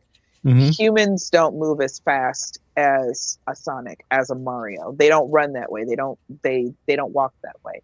So they don't, when Link hits somebody with their sword, it's a very smooth, fluid, quick movement. Humans don't do that. And I got a little bit annoyed with, why are you moving so slow? Why are these buttons not doing what I want them to do? Oh, forget this. I'm playing Splatoon or whatever, So, but I am going to go back and I am going to give it another Giving chance. up on it. I paid for it and it's been sitting in my Switch for like all these years. So I am going to play it because I bought it. No game goes unplayed in this house. It just doesn't get played immediately unless you're stuck. And that was the last question, right? That was the last question. Yay! All right. Really quick, do you guys want a slightly better look at yes, Switch 2? Yeah, let's go. Oh, that's why you were very quiet back there, Zach. We know that. Go ahead and share it, and I can go ahead and I'm gonna. Paul's already marked us all for silence. In the You Discord. are evil. But we love it. Okay, I have to take a where's okay, so I'm sending it in the Discord who was right the super chat who sent us that way? Huh? Oh, the question. No, it was Tall Show. So this is a very mild edit. It wasn't a super chat. It was Tall Show. Okay. Yeah. But we can see the two buttons. Well, one that looks like a D-pad on the left Joy-Con. Can you share it? Did you share it? Oh, I sent it to I sent it to the Discord. Okay, let me go ahead and open it up. Open it Oh my up. god, You it's got to run some extra D-pad. filters on it to actually show what the screen has on it, and watch it's like the logo of the next Mario game. But it actually has the 2 buttons that we saw on the Joy-Cons as Yep. well. It does have the D-pad as well. Oh, right down. Yeah, right there. Yeah, Yeah. you can see it there. Oh, Isn't the back, that looks like the back of it though to No, me. no, this is the front. Yeah, no, this we is can the see the front. Joy-Con, or we can see the Yeah, joysticks. no, we can see with the shadows. Thank at you. the front. Is that a D-pad? It looks like it. It looks like a D-pad, yeah. Mm. Which is almost very similar to the buttons that we have at the moment. It's just that. Yeah. Yeah, we can see the 2 buttons here clearly. There's like a little bump here, like this is the joysticks, but then there's like a little bump around it, and So ignore that bump in the top right corner. That's from removing the logo. It changed the color. Okay, Yeah, okay. yeah. But this is the right one, and you only 'Cause have there was the regularly. text You on only the have one screen button. But man, originally. if this is the screen right here, no bezel here, just edge to edge beauty of a screen, that would be so crazy, man. It looks Yeah, because you smaller see to all me. of that in the Switch, right? The big, thick babble over here at the bottom. Yeah, It looks yeah. smaller The to me. I don't think inverter. I'm looking at this right. Yeah, it Yeah. looks smaller. It does, but And I the- guess but the it's just Switch the is- perspective. Okay, because It's because the Joy-Cons seem wider to me. Yeah. Yeah. So if the Joy-Cons are wider, this is just what I have offhand. So if the Joy-Cons are wider, and then we're getting all of this as screen, the physical size isn't going to be that much bigger on the system itself. You know what I mean? Mm-hmm. So the profile could look generally the same, in fact, with a smaller looking screen, but that's just the reduced bezel, I think, has a lot to do with that. Yeah, man. That Interesting. I'm That gonna is keep playing crazy. with this Yeah. throughout the that is insane. That is insane, my friends. Just stay tuned. Exclusively. I'm gonna make a video when I as soon as I finish movie night with my family tonight. I'm gonna Oh, come. there's also another movie night tonight. Oh, that's nice. Yeah, we're having movie night like every Thanksgiving week. It was every day. Now it's every weekend until my wife is off from. She's a teacher, so she works. She has off in 2 more weeks, and then we have movie night. That was movie night. Yeah, movie night. That was what do they call that? Cheesy Christmas movie night. Now we're going to the real movie night. Home Alone 2. We're watching Elf. All that. All No, the no. You have to watch Home Alone 1, then 2. They're both classics. we watched Don't Home Alone 1 You got- last year. That's my favorite Christmas movie. Now I know I don't celebrate, but I will watch Home Alone every year. But we did it I last just year. watched Home Alone like this week. We did that Home Alone 1 last year, so this year we're going to do Home Alone 2. Home Alone 2. You don't watch them both? Oh, okay. No, not back to back. No. Really? We all, Even though Yeah. it's essentially the exact same plot with the exact same things happening Yeah. and almost the exact same dialogue, uh-huh. I love the crap out of those movies. There's more pain in number 2. That's why we like it. It's more pain, more suffering. They die so many times in that movie. I watched it. Oh my And god. I'm like, he's dead. Yeah, I Yeah. was gonna say quick 40 quick feet. reminder with Dead. Oh, with Home Yeah. Alone 1. He's dead again. Yeah. That's the whole movie. But they love it, and I love it. Listen, bricks falling straight on your face from the roof. Yeah. Bricks. Okay? And Oh my Ooh, god. the brick. he threw the brick. He shoved the brick. It's not just drop it. He's like, he threw the brick. So my favorite part about, because I just watched Home Alone 1 a few days ago, and I think the best thing about it is the entire time they're going through everything at the house, stepping on the nails, getting hit with the paint cans and the bricks and whatnot. What does he do afterwards? He runs across the street, calls 911 to have the cops catch him. Hey, my house is getting broken into. My name's Did Murphy. that from he could have did that from the beginning. Yeah. He did it because he wanted. He wanted To to, do he wanted to make him everything. suffer. Yeah. He wanted to. Like, his whole plan was to do all of this insane stuff to them, then call the cops who he had access to the entire time. Listen, And I respect that so much. But in wait a the minute. 80s, Uh-huh. he would have been the perfect Dennis the Menace in the 80s. The Dennis the Menace, he would have been the perfect Dennis the Menace because he's a pure evil. You want to hear something interesting? There's a theory out there. I haven't looked it up yet, but there's a theory out there that Kevin McAllister grew up to be Jigsaw from the Saw movies. Saw that. Wow. Oh, that escalated quickly. That is horrible. Yeah. That's And it's like, but I don't. From what I know of the Saw movies, I will not watch them and never have. I'm like, that low key makes sense. But his parents came back and told him they were sorry and everything. So it's cool. They cool. Yeah. that got fixed. He ain't got no trauma or nothing. No. Mm-mm. No. Mm-mm. All right. I think that's a good segue towards the end of the podcast. We made it. We made it. Fun one. We laughed. Yeah.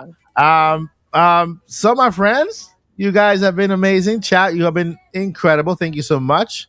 Without further ado, I need to present the true stars of the podcast here, starting with Lilly Hyrule. Lilly, tell us what you got going on this week, and what Absolutely nothing.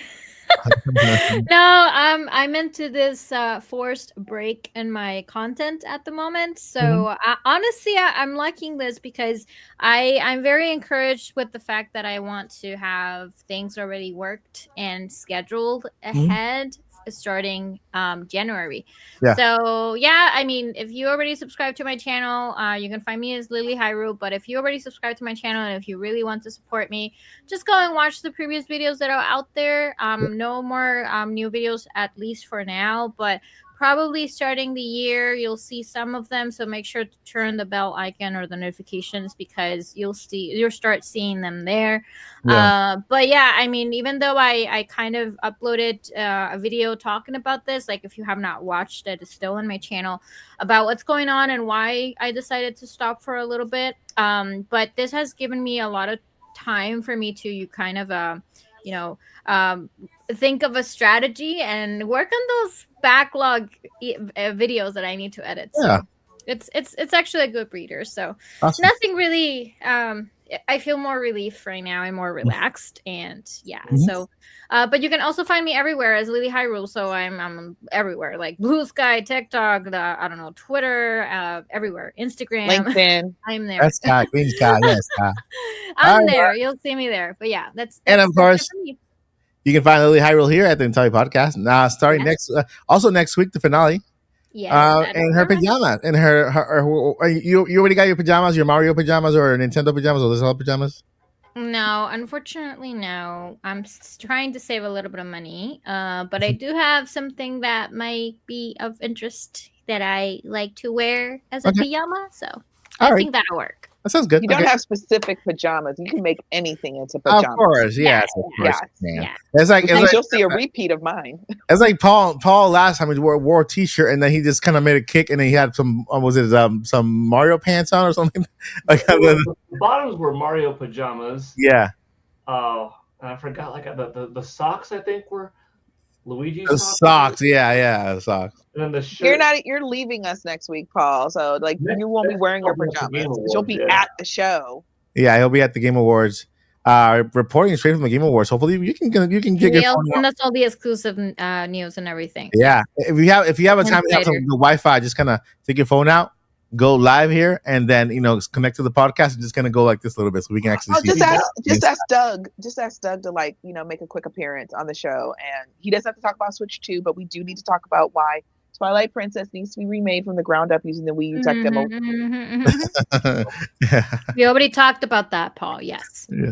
So Paul, now that we're here, where can we find you? What you got going on this week? Yeah. Over on YouTube and X, where I primarily function, I am at Paul Gale Network on the YouTube side of things. I just did a Master Sword unboxing, so if you want to see what it looks like in a greater space than this, check that video out. I did a PlayStation 30th anniversary kind of retrospect on the controllers over the years. And unrelated, yet it still is on YouTube. For my students, I teach multiple different courses, but specifically for my yoga students, I just did like a final exam preparation video of what to expect for their yoga performance next week. So if you're curious, what kind of yoga moves are there that Paul is teaching? Well, there you go. And over on the X side of things, I did a video game sales, as Joycey mentioned earlier, coming from Japan, seeing how well Nintendo Switch is still performing, and just in general video game news. Beyond internet stuff, I just got my tickets for, gosh, it's next month. That's coming up for the first WWE Raw on Netflix. Nice. Coming January 6th, 2025. Yeah. Where is it gonna be? Hmm? Where? Like, It's not called Staples Center anymore. I forgot what the Crypto Center. The Crypto Center. Crypto Center. For me, it'll always be Staples Yeah, Center. me too. yeah. Me too. Okay, got it. Crypto Oh, Center. nice. So that's where it's being held. And Yeah. I haven't gone to a live wrestling event since SummerSlam, August 2014. So it's been a good 10 years for me. So I'm looking forward to that. You get to see John Cena. John Cena's kind of farewell to This is a farewell year, and yeah. one of the extra reasons why, like, I gotta go. I'm going with my dad. My dad and I, we saw our first wrestling event together in Los Angeles. It was in 1991, Hulk Hogan versus Ric Flair at the LA Sports Arena. So all these years later, we don't follow it as much anymore, but yeah, we're still gonna have a good time. it's awesome. With me. That's great. Game Awards next week, and I got my tickets for a wrestling Raw event. Yeah. That is awesome. Go ahead, catch Paul Gill Network at Paul Gill Network or Paul Gill Yoga Network as well. So, yeah. Thank you so much, Paul. And going over to Joycey J. Joycey, what do you got going on? Where can we find you? I have absolutely nothing going on. I'm going to bed after this. Yeah. Hope But- you recover. You can find me on Twitter and on Blue Sky at DJ Joycey. I am just a crazy old lady who loves video games, and of course I am here every single Friday night on Mike's show. Where we at? What is this? The Nintopics podcast. Nintopics Discovery Podcast. I'm on Mike. Yeah. I'm over here on Mike at Mike's place every single Friday. I'm over here. I'm over here. You see me. All right. Thank you, Joycey. Find Joycey J at DJ Joycey J at on Twitter, and you can go ahead and ask her anything Zelda related or anything anything game related and stuff like that. I'll just say hi. Yeah. Hi. All right. Over to Zach Attack Hollywood Networks, who has 2 movies premiering at the Festival of Lights in the Northern Hemisphere. Where is it? Beyond the wall, because the North, remember? Beyond the wall. It's the 815 Shorts Fest. But yeah. Salute your shorts. What? So your shorts fest. It's only for short films, so it's a shorts festival. Oh, But, shorts. I thought. Child. I'm sorry, y'all. You can find me here every Friday night, and then on YouTube at Zach Hendricks Media, TikTok, Zach Hendricks Media, everywhere at Zach Hendricks Media, or voiceover. It works for either one. Zach Hendricks Media or voiceover will bring them both up. If my username is Zach Hendricks Media in one place, the URL will be Zach Hendricks Voiceover. If my username is Zach Hendricks Voiceover, the username will be Zach Hendricks Media. I'm not fully here because of the Switch 2 thing, which I sent a better image to the Discord, by the way. Nice. But also, every Friday night, I am streaming Super Smash Bros. Ultimate after the Nintopics podcast. And The post-podcast show. Is what the post-pod party is what we call it. And so I'm going to be doing that right now as soon as we finish here. I will not be doing that next week because of this film festival. But yes, thankfully our show is on Thursday next week. Yeah, right? Very Perfectly. Perfectly. All right. Thank you so much, Zach. And 10,000 Noodles. Yes, we see you. We see you. Bud. We see you. And That's my friend. we got me. You can expect the video tomorrow morning on what we just found today. Thanks to is it Talshow. I downloaded the website. I took the snapshots just in case they want to take it down. And so we'll expect the video tomorrow on that. I am here Monday through Friday. Nintendo news. Next Thursday we have the finale for the podcast. My brain is a little out right now. And then after that, next, our Nintopics podcast season 4 premiere date will be Oh. on Good question. January 3rd. The first Friday of 2025. Yeah, that's the Nintopics podcast premiere where we will predict what will happen in the year. Oh my.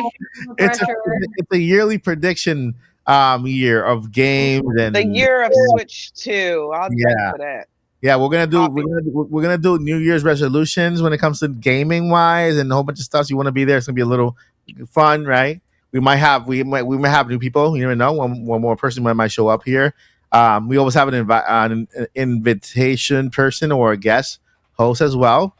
And so it's gonna be fun, guys. Next Thursday, be here at the entire podcast for the finale. It's gonna be awesome. We're gonna watch the Game Awards. It'll be fun. Paul Gill will be reporting from over there. Just gonna take out the video, press there, and then show us a clip of where he's sitting at and the popcorn that he's eating. And can you even eat there? In there? Yes, you can get right. I don't see people you normally eating, not even in the upper parts, like where a lot of the fans sit. I mean, Paul will be sitting on Doug's lap, but do you think you'll be able to actually eat in there? The Peacock Theater will have food and drinks in like their concession stand, so presumably you'd be able to bring that inside the theater auditorium. I'm not sure. Yeah. Good question. Okay. All right. Paul will let us know if he can eat there. Mike, I do want to let you know the second image I sent, I raised the contrast a ton so you could see it better for when you do your video. Okay, sounds good. All right, friends. So stay tuned for that video. Switch to video, going over that the website, going over everything. I'm going to contact Satisfy, let them know what's going on, what's happening with them. You know, get some quotes, see if they can talk to me. It's gonna be like the little meme from "I'm in danger." Right. Oh, Ralph Wiggum from the I'm in danger.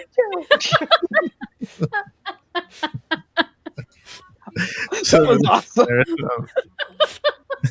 We've been hitting it tonight, and not all of us feel all that great. We've been hitting the jokes tonight. Oh my god, sorry, but I had to. All right, that's gonna be it. Friends, thank you guys so much for watching. I'll see you guys in the next one. Before we let you go, we got 2 words we gotta let you know. 2 things, 2 very important things. Number 1, I already given up. I'm tired. Don't give up. Don't give up. No. Do it, my friend. Don't do that because we need you. All right. Yeah, and number 2, journey on. The journey continues. Hold up. Make sure I don't raise up my thingy here. There we go. It's time to get your dance and your smile. Oh yeah, and for anybody who wants to play Smash and keep talking about Switch 2 at the post-pod party, I just sent the link, so feel free to join me. You better know it's time to flow with the Nintopics podcast.